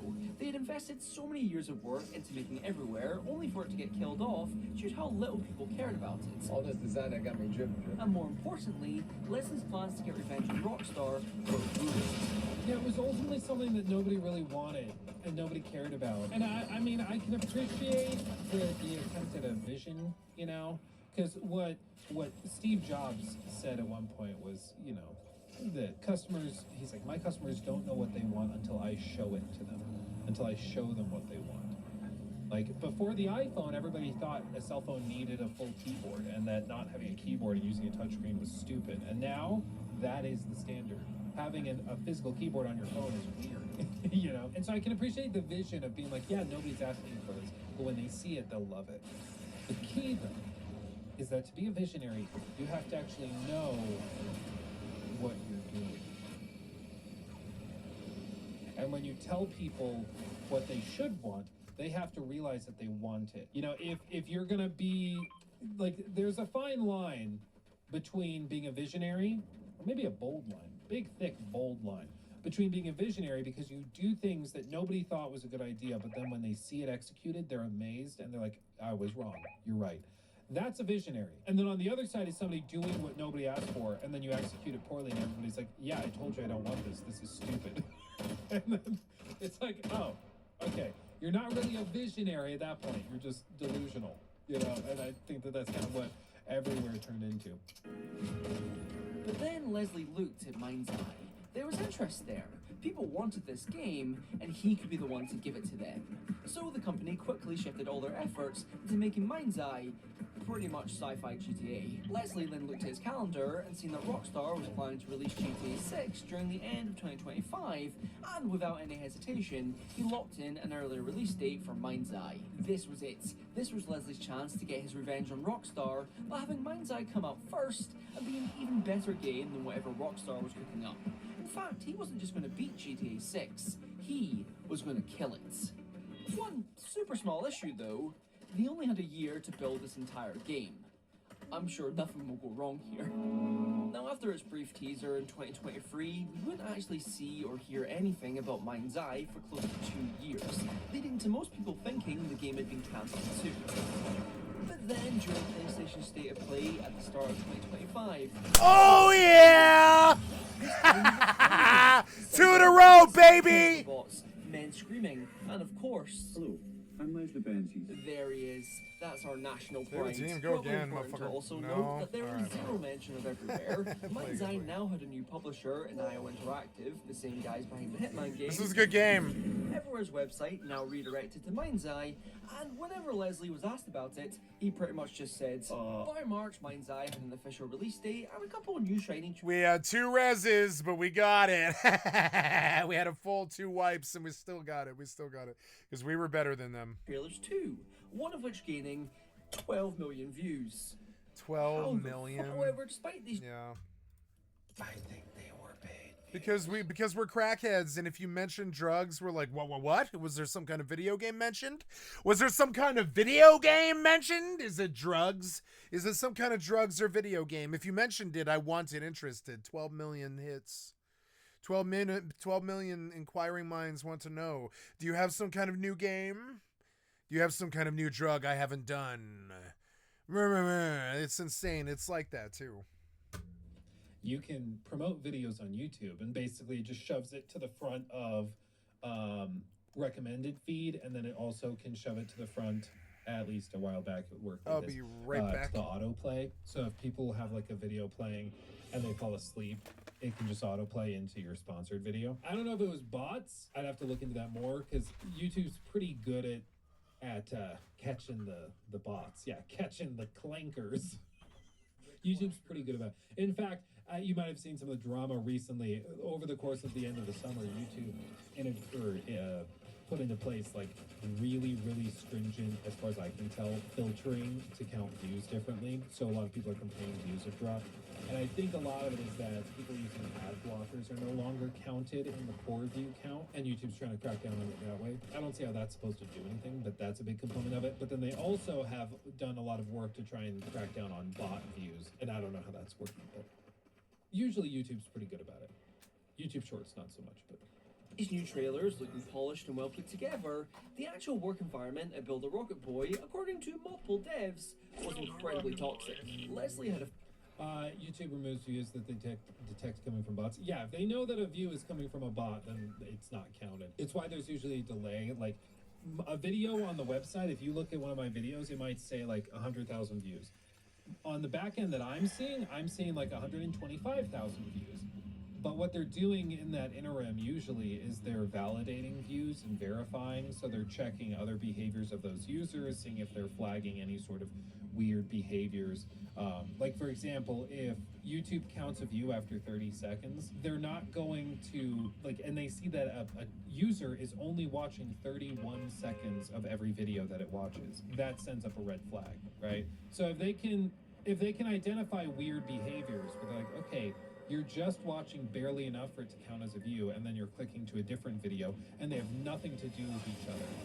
So it seems like it's being part of a service that like charges for using their bots to watch videos and boost the view count. So YouTube's pretty sophisticated with it, and they crack it down pretty good. But more likely, they just paid for the video to be promoted out the ass on Reddit, on YouTube, on everything. That to me makes way more sense, especially given the rest of their marketing strategy. But anyway, continuing, working for Leslie. And at Build a Rocket Boy, according to multiple devs, was incredibly toxic. Leslie had effectively created a company where he was the main character, and everyone else was just there to make sure he was happy. Got a different opinion? Fired. Have any concerns with Mind's Eye? Double fired. Don't agree with King Leslie? Paid vacation. Oh, that doesn't seem too bad, actually. To unemployment. Oh, the company's Glassdoor reviews quickly plummeted as a result, with many ex-employees taken to the website to share their horror stories about working at Build a Rocket Boy. Although Leslie didn't care about any of that. Come on, who listens to Glassdoor? Clearly, they're just paid off by Rockstar. Outside of the company being an absolute mess, people started to notice just how little the game had actually been shown. A month out from release, and there's still no in-depth gameplay trailers, unlike most other AAA games, and perhaps even more bizarrely, no review codes have been sent out, as it left major gaming news sites completely on red. What Leslie and the team did instead was hold their own preview event for a small batch of YouTubers and journalists, where they showcased the game by having someone play it through fucking Teams. What's even... Yeah. Microsoft Teams. They did not invite me. Shocking, I know. But they did invite Maddie. Mr. Maddie Plays. And Maddie, to his credit, made a video shortly after this event that was freaking hilarious. We'll see if he talks about it, because it was like the most red flag of all red flags. It was amazing. More insane, though, is that despite Build a Rocket Boy trying their best to hide the game's shortcomings by only letting people see super specific parts of it, that still didn't stop everyone in attendance from coming to the conclusion that Mind's Eye was nowhere near ready. I know with my platform, when I say these types of things, they come with a lot of weight, but sincerely, this game needs to get delayed. One of the stranger preview events that I've been a part of. And yet they have struggled so much. Hey, who's that guy? I didn't know I was in this video. That's funny. Hey, what the hell this even is? As they were going through it, there were, yes, a lot of glitches and bugs, and they were so obvious. I've seen previews in a good state. I've seen previews in a bad state. This is up there with some of the worst I've seen just in the terms of... This negative reaction also really upset a few higher-ups at the company, so obviously anyone who had something negative to say about their game was quickly branded as a Rockstar sleeper agent. That's a good Rockstar picture. sleeper agent. Rockstar sleeper agent. Oh, that's pretty good. That's pretty good. Yeah, to be specific, okay? To be specific, what was said, and it's funny because these two, Spawnwave and Maddie, they went to the preview event. I just talked about it, but because you guys are so great, the videos did pretty well, and so I was kind of put in the same tranche of people. But what Maddie said was something I had never heard for any preview event in my life. They did the whole thing through Teams. Okay? Already weird. Microsoft Teams for a preview event for a video game? What are we doing? Second, they then had a hands-off gameplay preview. Somebody at the company was playing the game. And it had all sorts of frame drops, technical issues. Okay, it's work in progress. They reach a point in the gameplay where they can't progress. So they go into the settings, like developer settings, and they turn on God mode to make them invincible to finish the mission. And they do that twice. 2 separate times. They had to turn on God mode to get through a mission. I have never in my life been to a preview event or seen a gameplay demonstration that was that broken. It was so bad that Maddie, Spawnwave, everybody was like, this was bad. This was really bad. And this is what they chose to show people. You know? So after this, I made videos talking about it and being like, I've never heard of something this bad. Maddie's never heard of something this bad. Spawnwave's never heard of something this bad. And any other journalists talking about it, I'm sure also had never experienced something this bad. It needs to be delayed, and all of a sudden, all the weirdness started to make sense. All the extra drama started to make like a lot of sense. Why they were being so cagey, didn't want to show it to people. No review codes, no other previews. It's all coming together. It's not ready. They're rushing it out the door. And so yeah, they labeled us as being paid by Rockstar, which was funny. Agent. By this point, Mind's Eye and Build a Rocket Boy had so many red flags that you'd have to be colorblind not to see them. Like, the game was still weeks away from launching, but there was already multiple videos talking about how bad of a state the game was in. Tell-all interviews were dropping, going into detail about the poor work environments. You didn't agree with Leslie, so you would be just put down in one way or another. Executives were even leaving the company days before the game's release. Yeah, dude, I kind of forgot about this. They had 2 executives. It was the CFO and the chief legal officer both left. Some of them, like one of them left a couple months before, but then he was finding a replacement or something. But 2 senior executives leaving right before the launch of your first successful game, allegedly. That's weird. That's weird. It's really odd. Are they going to talk about the presentation at Summer Games Fest? I don't think so. So at Summer Games Fest, amazingly enough, this is why I said that IO was being really cool about it. They still invited me, which was pretty cool of them, like honestly. They didn't have to, but they did. So it was this whole showcase thing, where like they had the same guy that was there for the reveal at Gamescom in 2022 or 3, I forget which one. So the same guy, he's like one of the senior game designers, producers guys. This is Hakan, who is the CEO of IO Interactive. Really cool guy. I got to meet him and talk to him at the 007 event in Copenhagen. Like 3 weeks ago, not that long ago. It's also funny story about our friend here, Mads Mikkelsen.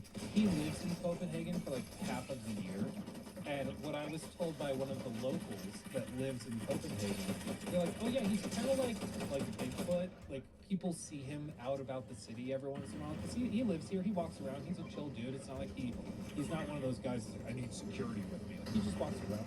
But they said also, if you're a runner, and if you go running through the city, if you know the neighborhood where he lives at, he apparently will occasionally wake up and he goes outside his house in his like bathrobe and he waits for like basically a DoorDash delivery of cigarettes, and he'll just chill, and you can just go walk with him, talk with him as he's waiting for his cigarettes. He takes him back inside. He sounds like the most chill, down to earth dude. He's just like a bro. Like, honestly, Mads, I think would be a cool guy to hang out with. Most European man ever. Yeah, dude. What a silly stage this Which was. was pretty cool. And it That guy's showed stuck that, like, there. Oh no. IOI was not gonna play defense and cover for Mind's Eye. They weren't going to excuse all the weirdness with it. They were gonna do what they were gonna do, and it was now up to build a rocket. This guy just ran. I would run too. It was also so makes sense stupid for in the the first place. Because I think what happened is that Nikon and the guys at IOI came in, offered basically a life preserver to build a rocket boy, and to Leslie Benzies, and said, you deliver on your end of the bargain, we'll bail you out financially for 6 months, but you are launching in June. That is it. No delays, no more of our money. You're putting the game out in June. And that's what they said. And that explains the whole energy, the shift, because they forced them to be at the showcase, even though they really did not have much of anything to show. They had like another little trailer that was heavily edited that looked pretty good, but they had like Hitman playable in the lobby. They had the Switchport playable in the lobby. Like they had all sorts of demos in the lobby, but no Mind's Eye. No Mind's Eye. And then just like a week and a half, 2 weeks later is when Mind's Eye was supposed to. Actually, I think it was like 4 days. I think it was like 4 days. Because didn't Mind's Eye launch on like the 10th? Yeah, I think it was like 4 days. Because it's June 6th is when the event streamed. And Mind's Eye launched on the 10th. So it was like 4 days. Oh, baby. Oh, baby. So I think that's what happened. I think they were basically told, you are out of time. Get it together. Put it out. And you're going to come to the show. And you're going to talk. And you're going to answer questions. And we're done bailing you out. This is the time to put up or shut up. And that kind of explains why they were not playing cover. They were not trying to silence critics of Mind's Eye. Because I was a critic of Mind's Eye. They still were inviting me to stuff. They still were being friendly to me. Even though I'm sure Build a Rocket Boy was not happy that I was there. But they were being friendly to me because I was calling it like I saw it. I was bringing up, it looks bad. There's lots of red flags. And they were like, yeah, there kind of are. Fair enough. So I think, you know, the IOI guys, they made a bet on this game and it didn't pay off. It happens. You can't blame them necessarily for that. They tried. It's still stands ultimately on Build a Rocket Boy for it being a disaster. And to top it off, GTA 6 was delayed to 2026. So now everyone's attention was solely on Mind's Eye. With all of this in mind, surely delaying the game was the best possible choice so that they could iron out the plethora of issues Mind's Eye has. But then, Rockstar was winning, and Leslie couldn't have that. So despite all the warning signs and negative press, This guy just kept going. June 10th, 2025, Mind's Eye actually launched. Players logged on, unsure of what to see. Such but surely bullshit. It wouldn't be that bad, right? Go. For those of you smart enough to not spend £50 on this game, it pretty much plays exactly like GTA. Just about the fun mission design, good writing, interactive open world, responsive AI, or any sense of optimization. But besides all of that, it's exactly like GTA. Did I just shoot you for a car? Mind's Eye released in perhaps the most broken, unplayable state a game possibly could. That's whenever I hear this song, that's video. Get out of the car, you idiot! Oh my god, get me out of here. Players were not only bombarded with some insane performance issues, but also an ungodly I can't be expected to fight them with a white pistol, that's not happening. Brain dead AI, pop-in, textures constantly flickering. No, there's Why a do you foreman. like that? I don't think water works like that. Bad driving, really bad driving. X Games mode, finger guns. Sir, I don't think you can hide here. Why is my game running at 2 FPS? And of course, this is peak gaming. One unfortunate loading time is also screenshotted and becomes the go-to image for the game. Honestly, a pretty accurate representation. Other than Mind's Eye being infested with bugs, it is by far the most restrictive game I've ever played, giving you a game over screen for so much as thinking about stealing a car. What the fuck? See, despite Mind's Eye wanting to give you the impression that it is an open world game, that is a complete lie. Mind's Eye keeps you on a strict schedule of constantly going from mission to mission, only wanting you to observe the city of Red Rock from a distance, and if you even think about exploring it, that's a game over. Want to visit your neighbours? That's a game over too. Want to do some gardening? Game over, go play Minecraft instead. Want to actually go to your mission? That's wait, what? If you're able to somehow explore the city, you quickly realise why Build a Rocket Boy wanted you to only see it from a speeding car. as it is a lifeless wasteland with no cops, no buildings to explore, and nothing else to see apart from androids who are really bad at their jobs. And here's the thing. I think it's okay if you have a big map that you can't freely explore in a game. The Mafia games work like that, for example. LA Noire kind of works like that as well, where it's pretty much mission to mission in a huge map. So that's okay, as long as the expectations are really clear and the rest of the game is good enough to make up for it. The problem was that they framed it as an open world game, comparing it specifically to GTA through their marketing. And then they were surprised when people said, this is nothing like GTA, this is way worse. Yeah, it is, because it's really hard to go and compete with GTA. GTA is like the kings of open world stuff. So I think, again, it was a matter of expectations, poor communication, and everything else not really clicking together. But hey, who needs an engaging open world when you have a CPR minigame?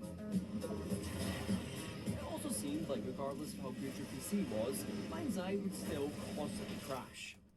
Well, I should have known. Which was an issue that plagued even sponsored streamers. I'm ready to game. As some tried to cope and make excuses for the game. Got a little tint of green on it. Unfortunate. Unfortunate? This can happen in gaming. Maybe that's a hacker. Unfortunate. It happens. It happens sometimes. Crashes do happen even in great games. That's fair. That's fair. I'll give you that. Thank you, IRL.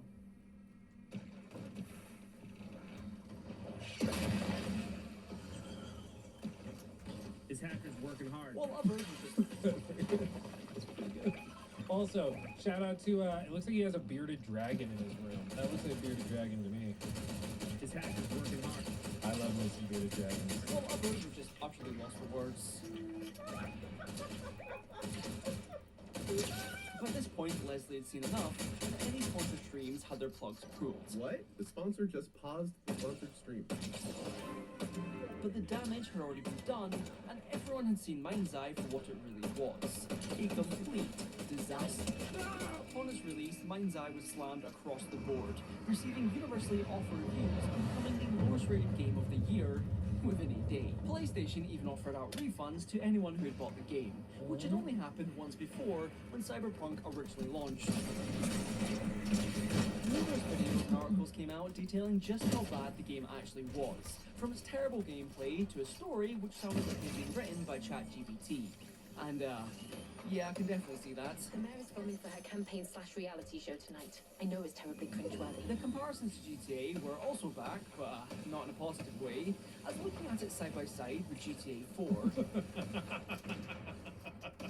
What's that movie called? Is it Twins? Is that what it's? I think it's called Twins. Yeah, it's like literally their brothers, Arnold Schwarzenegger and Danny DeVito are twins. And Danny DeVito at one point says, "So we're twins. So you got all the like beautiful genetics, the muscle, the talent, the charisma, and I got all the shit that was left over." It's a good movie. A 17-year-old game really put into perspective how much of a downgrade Mind's Eye actually was. This is especially bizarre considering just how much money had been invested into Build a Rocket Boy and the game's development, which at a minimum was $100 million, or as one ex-dev claimed, $500 million. Now, to be fair, there is no proof of this claim whatsoever, and I highly doubt Mind's Eye cost even half that much. Yeah. However, will I be putting that in the video's title? Absolutely. Anyway, after this horrific launch, Build a Rocket Boy jumped straight into damage control mode, saying how upset they were with the issues and that they were working hard to fix them. However, as of this video, Mind's Eye is still in a very fragile state. Other than that, a co-CEO of Build a Rocket Boy also claimed that ex-devs who spoke out were just incompetent and lazy, which isn't a great look, I can't lie, only made worse by the company then laying off half of their workforce. Now admittedly, I have been very harsh on Leslie Benzies throughout this video, and while I certainly don't think he's blameless in this whole situation, I think a huge issue that definitely impacted the game's development is that he's surrounded by executives that are only saying one word to him. As of now, though, the future of both Mind's Eye and Build a Rocket Boy is looking very uncertain. Apparently, Leslie did have a quick video call with the remaining staff to discuss potentially relaunching Mind's Eye in a more stable state, which is great.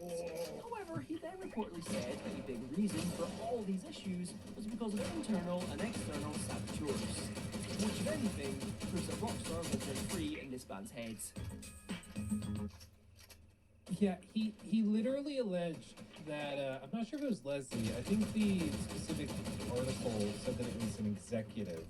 So I'm not sure if it was Leslie or another one of the executives. Same thing, like the guy that said that we were all like paid off by Rockstar to talk badly about the game was like the CEO of the company. It wasn't Leslie, it was like one of his right-hand men. But it's not a great look for your team when you're like coping that hard. But it also, I think, just more broadly reflects how unwilling to accept responsibility the executives were. You know, this project that we managed launched super broken. Worst reviewed game of the year. Everyone kind of was hating on us for it. Couldn't possibly be our fault. It's gotta be Rockstar. Like, it's just delusional and honestly a little sad that that's just where they were at. And ultimately, a lot of these companies can only, you know, sink or swim based on the leadership. And I think it's pretty clear that the leadership at the company. Oh yeah, baby! 3 in a row! Oh yeah! Oh yeah! Never stood a chance. 3 in a row! They'll ever relaunch it. I think mine's most likely. They'll just Haven't gotten continue 3 it. in a row in a while. Nope. Okay, stay with team. No, return to lobby. We're good. Haven't got 3 in a row in a while. I like my squad play. Doing pretty well with my squad play, I gotta say. Oh yeah, 3 in a row, baby. I'm gonna retire on a win. Yeah.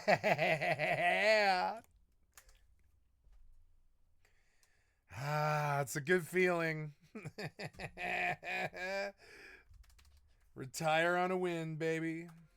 I try to get enough XP at these parties, at these camps, just to like keep going. All right, let's go back out to the fucking outpost. I'm gonna go a little bit chiller now. I've been playing shooters and winning for a while now. Maybe I should just cool out.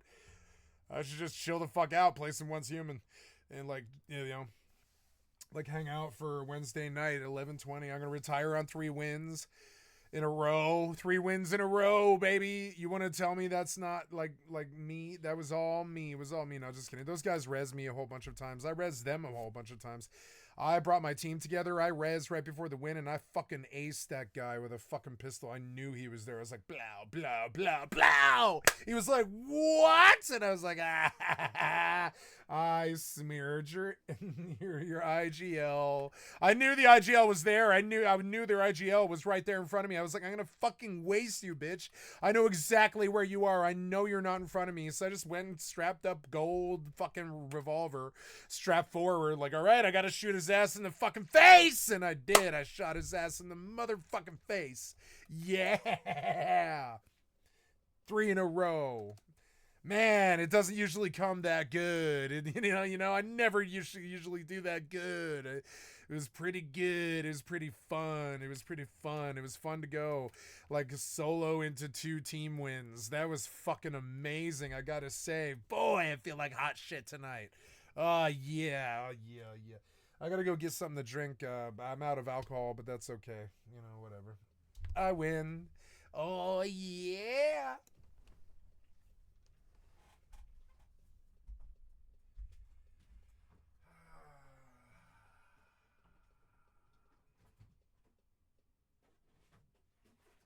Poor kitty, she's like, shut the fuck up.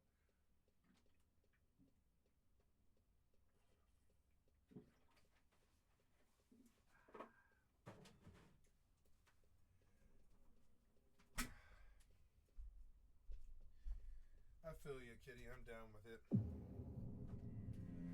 I won't scream anymore, kitty. I'm sorry. No more screaming for the rest of the night. You got me? Yeah, I love you, kitty. No more screaming for the rest of the night, I promise. I know I'm loud. Yeah, I know I woke you up. Yeah. I'm sorry. You're like, what do you want? I'm sorry. I'm just paying attention to you. You're my kitty. I like you. You're a good kitty, and I'm sorry that I woke you up. Just telling you, I'm your friend, and I'm trying to reaffirm our friendship. That's all, kitty. Just trying to touch the pussy. Just trying to touch it. Alright, so Signet, and I go on out there to the outpost again. Yeah. And then I should take a look at Eve.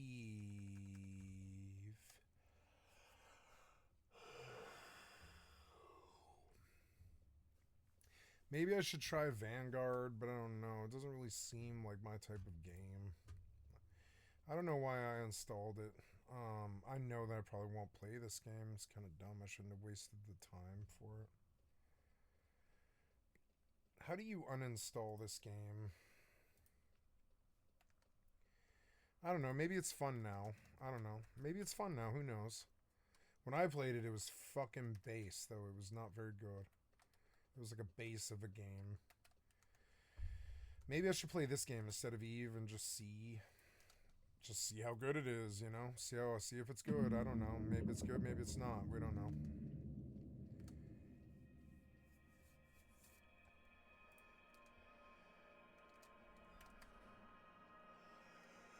I like that music it plays. It's good music. Goblin bread.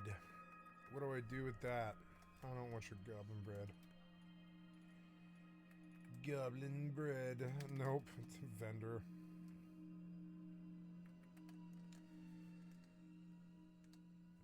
Oh, this is an EAC game, huh? Eve Vanguard. Alright, well, instead of Eve Online tonight, we'll try some Eve Vanguard and see how that is. I've got Signet. Walk too far. Got to go take a outpost out of here and make more XP. And more fucking, like, you know, I want to get up to that public Akaton, and that means killing a lot and dying a lot, and I don't really care. All the way out there to Kuza, or whatever it is, Volbo. All the way out there to Volbo. Go. Okay, we're looking at Eve Vanguard today. Maybe Eve is getting a sister game finally.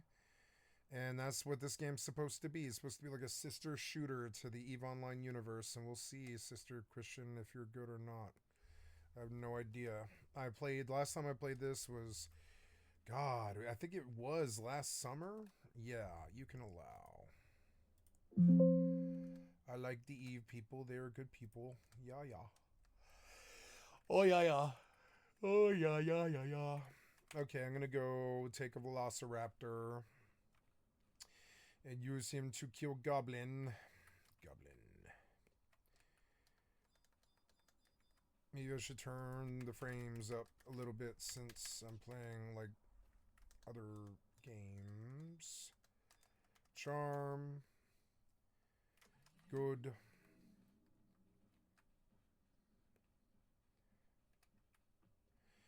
I want to try a new strategy where I just sick the pet,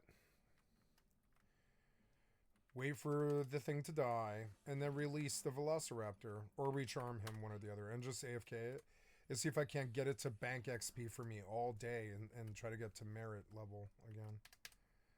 Yeah, because, like, what do I care? And I'm standing up, like, you know. Yeah, like, the sound can be up louder if I'm not actually fighting. Yeah, like, I can go up a little higher where I can hear if there's a mob, like, hurting me. Yeah, so I turned on Vanguard. You didn't start the game. Oh, wait, no, yeah, you did. Oh, never mind. You're compiling shaders. That's a good sign. Nice, yeah. Compile shaders, bitch. Do it. Lay people off, and then eventually they'll shut the studio down. Because you got to remember, most of these companies, the only way that you can keep going is if you get funding from somewhere. Usually that's from launching a game that's successful and sells well, and then you play, or you get money from that, and that funds the next game. Or you can use that as collateral to go to investors and say, look, we made $50 million on our last game. Will you give us another 50, and we'll make the next game that we think will make 100 million, and then we both get all of our money back and then some, right? I think what happened will now mean that they can't get investment from anywhere. Because who's going to give them money? If they came to you and asked, can I have $100? And if our next game gets above an 85 on Metacritic, you will get 150 back. But there's a chance you don't get any money back if it flops. I don't think you'd even give them $100. I wouldn't, because I have very little confidence in their leadership. 10 cent will? 10 cents hardcore. No, NetEase is hardcore. Tencent is a fucking joke. Is it Tencent that bought CCP? I thought it was NetEase or whatever. I don't know. You have lossless on, which is a bad thing, and I think it's like crashing my computer a little bit. Yeah, something about compiling shaders and lossless at the same time was a terrible idea. Turn it off. Off you. Nope. Turn it off. Yeah, see, the lossless has caused a problem. So now, oops, gotta get to my taskbar and close the lossless. There we are. Close that thing. I'm done with that thing. Okay, doing pretty good. Tencent is cutthroat, though. Like, Tencent, if they get the feeling that you're not doing what you need to do, they'll just clean house and do whatever. And they also typically want control. But more than anything, they want a slice of a pie that's already made. That's why they wanted to invest in Ubisoft, because they're like, oh, yeah, we'll just buy a slice of Rainbow, Far Cry, and Assassin's Creed, and we don't have to do anything. Easy. So I don't think they'd invest in a company like this. But anyway, very, very good video from Alex Webb. Good recap. You are not liking this compile shader, so I'm just going to pause this video. Yeah, maybe running one team right now. I mean, I'm not even really playing this game, so I will, like, exit this game for the moment. And give Eve its full thing, and just give Vanguard a run.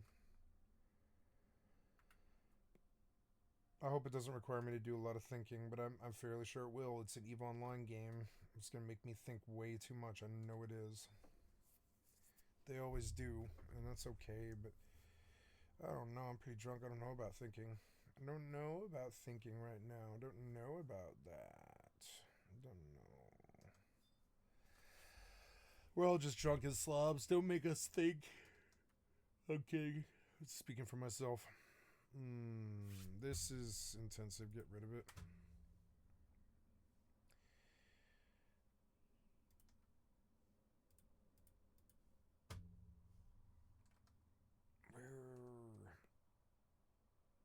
Yeah, we're done with this. I can't believe Jimmy Kimmel is off the air permanently. That is fucking insane. I can't believe it's come to that. Well, the authoritarian takeover is already here. Members only.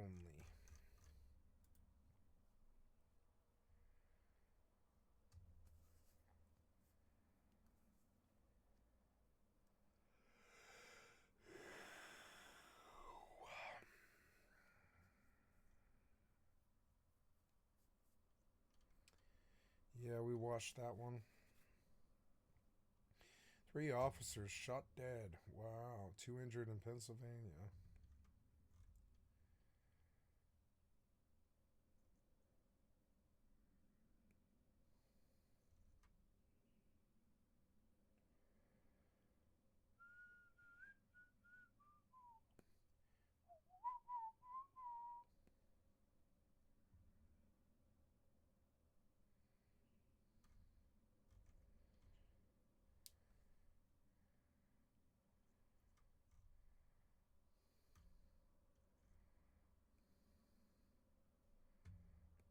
Like stories of old.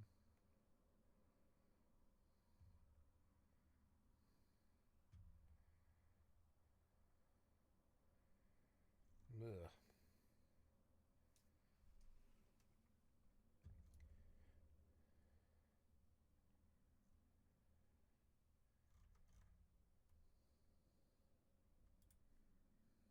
Hey folks, just the other day I put up a video on the Soul Boom social media channels about the assassination of Charlie Kirk. What a tragedy it was. How we can't kill people we disagree with, even if we find them horrifically offensive. And how we need to carry a similar kind of... Too loud.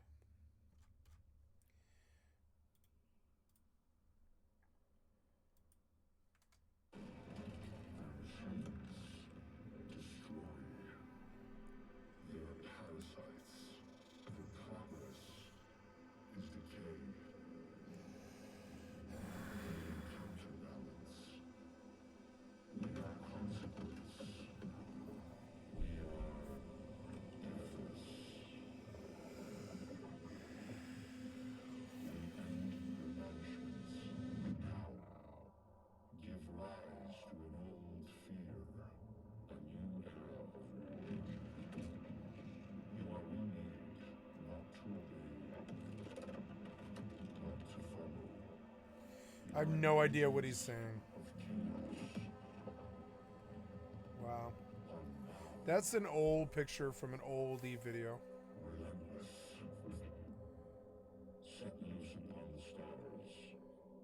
That's a Dust 514 video.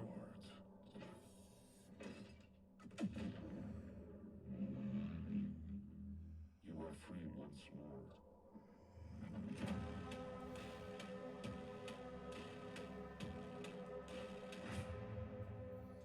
Cool.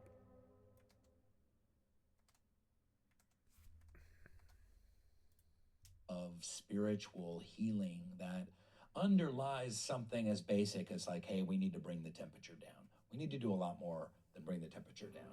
And on an upcoming episode is coming out in a couple weeks, I got to interview the great actor Mark Ruffalo, and we had a discussion about the assassination because it had just happened, and some great points were made. And I wanted to share it with you all to give kind of a broader scope and perspective to what we're talking about. So here's a little sneak peek of an episode with Mark Ruffalo. It'll be out soon. Stay tuned for it. Enjoy. Well, I'm just going to bring it up, even though it's hard to bring up. Charlie Kirk was killed. Yeah, man. This is tearing the country apart in so many ways, and the country is being torn apart in so many different ways. While I didn't agree with his ideas, shooting someone that we disagree with, even if they're vociferous and loud and out there, is so colossally wrong-headed. I spoke to a couple of, let's say, some liberal friends last night at an event, and they were like, you won't find me shedding any tears, and someone else was like, oh, well, there was a little bit of a kind of a good riddance thing. It's like, guys, no, we cannot think or talk that way. That is not It's okay. so dangerous, man. I mean, my first thought was, also we had another school shooting. Which totally got buried in the headlines. It got buried in the headlines. Of course it would. And listen, I'm someone who, my brother was murdered. I lost my brother to gun violence, And so this is a real personal topic for me. There's no winning. We'll never win this way. There's no idea that if we cheer on our opponents being hurt or harmed in any way, that we win as a society. And we all lose. Like I know what his family is going through. Like I understand that on such a personal level. And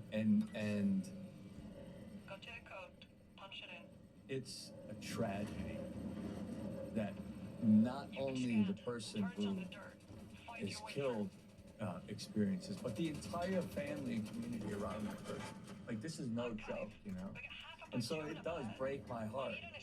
Even for someone that is not my political opponent, who would probably call me an idiot. Now I want to push back, but I want to push back on you a little bit for even using the word opponent.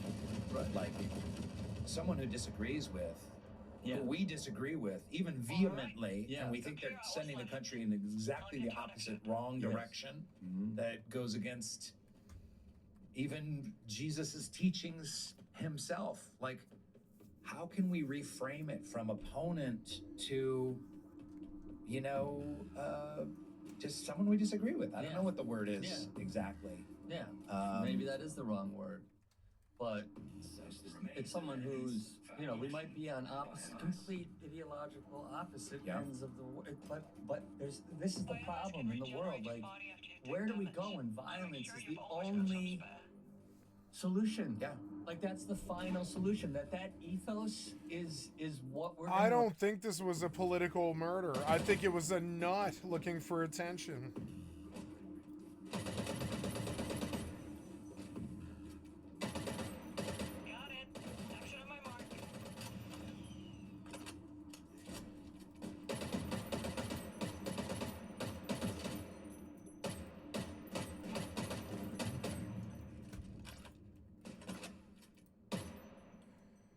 I find this game boring.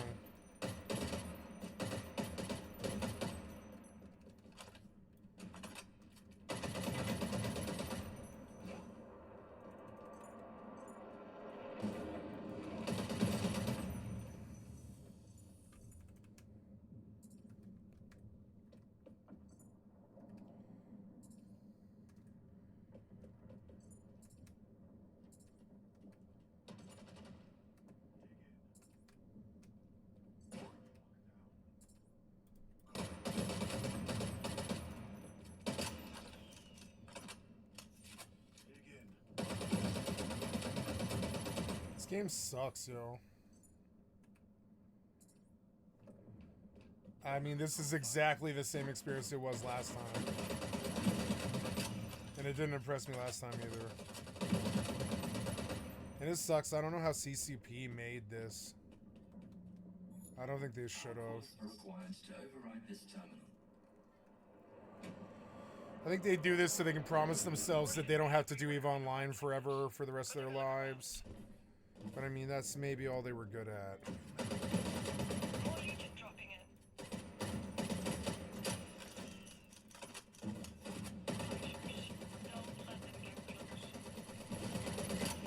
The frames are so bad that, like,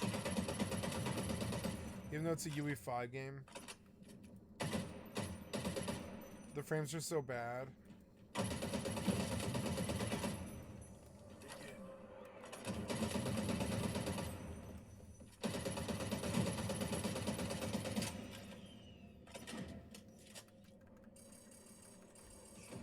Am I dead? No, I'm not dead, no. Alchem staggered me, though.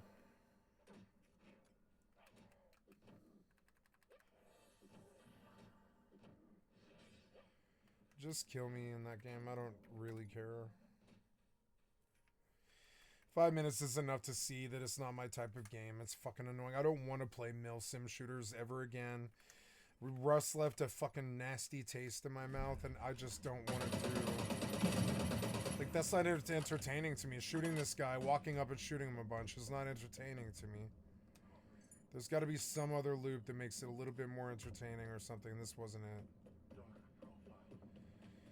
The game's subpar. The graphics aren't too good. It's obviously buggy in the first 5 minutes of playing it. In the first 5 minutes, you know? The combat doesn't feel, like, weighty like it did before. It feels dumb now. Like, before, when you fired at them, it felt like, that the hits were, like, really big and the collision boxes felt good and the bullets hit them and you're like, I'm shooting somebody in a survival game, or sorry, extraction game. But now it's feeling a little bit more Fallout 76 and just buggy, like a little bit buggy. I think they're starting to understand that looter shooters might do a lot better than they initially thought. And they are RPG developers, but they're not particularly good at shooters. You can see from the ho-hum level design, the shitty, like, the shitty cover stuff from, like, Dino Riders. Like, it's like a Dino Riders level, and it does not impress me at all. The movement's not too good. The frames aren't too good. Gunplay's not too good. I don't like the doors. Already, this annoys me so much I don't want to do it anymore. Is cockblock me at a fucking door in the first 5 minutes? Oh, the power core is okay. I don't want to, but I don't want to go do that. This isn't fun to me. It's like a bad Cycle Frontier, and I'm leaving. I'm terribly sorry. I hate being dismissive of games, but I know when they're good or bad. I know. Oh my god, I don't have the right food on.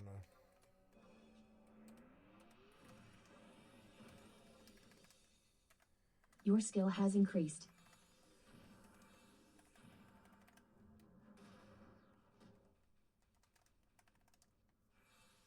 Kill him. Kill that fucking gob. Kill him. Kill him. Kill him. Kill him. That was probably enough to get him. I lived.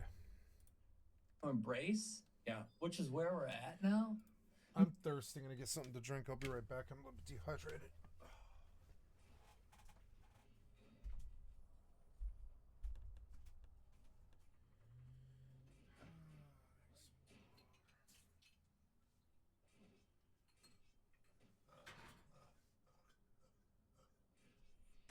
I ate too many blue corn chips and I don't know why. I ate too much hummus. It's stupid.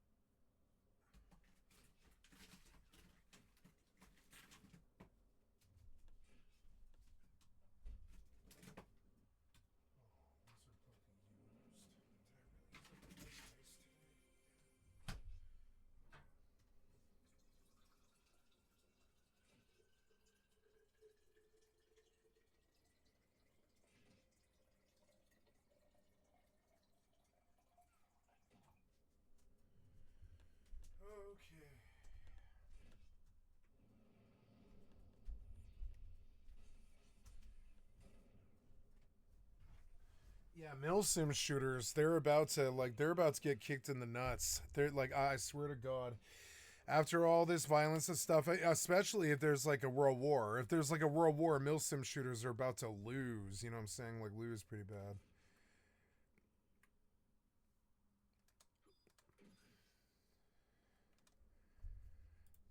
I mean, people are walking around with weapons of war. This is a weapon of war. I mean, I don't know what killed him, but more often than not, we're being seen people killed with weapons of war that are nothing. It was a sniper rifle. So Yeah, this for was nothing planned. more than to kill human beings. Yeah. That's what these weapons are for, you know. And so when we keep signing off on that as a nation. We're signing off on more and more of the, when you keep signing off on those weapons being acceptable, you're actually tacitly signing off on them being used on human beings as the ultimate solution to conflict, any kind of conflict, ideological conflict. If that's why I don't know why he was murdered. I'm assuming that's what it was. I don't know why. We don't know. Yeah. We see, you know, in Minnesota, we haven't been talking about those people who were murdered. Those are political assassinations, you know? Mm-hmm. This is like, now we've had 2 in this year alone. Mm-hmm. It's terrifying because first of all, it's lacking empathy, you know? It's like, it's dehumanizing to us. And we see what we see overseas. When you take away every other form of disagreement,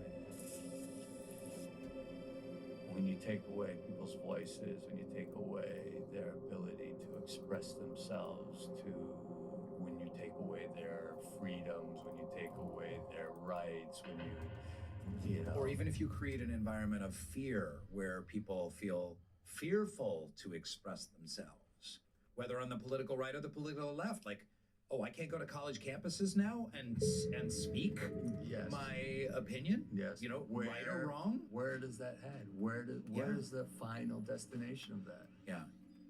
It's bloodshed. And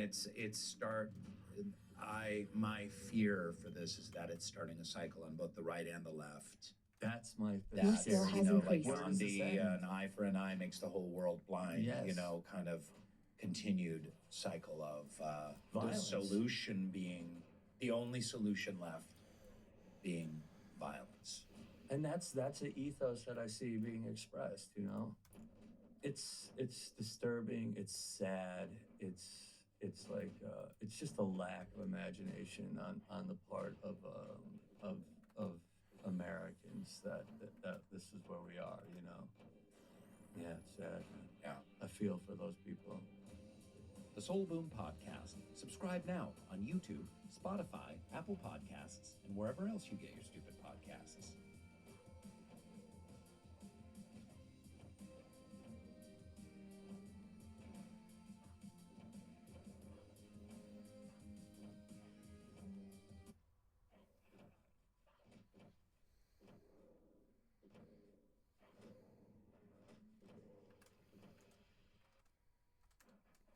This was good. Short, but good.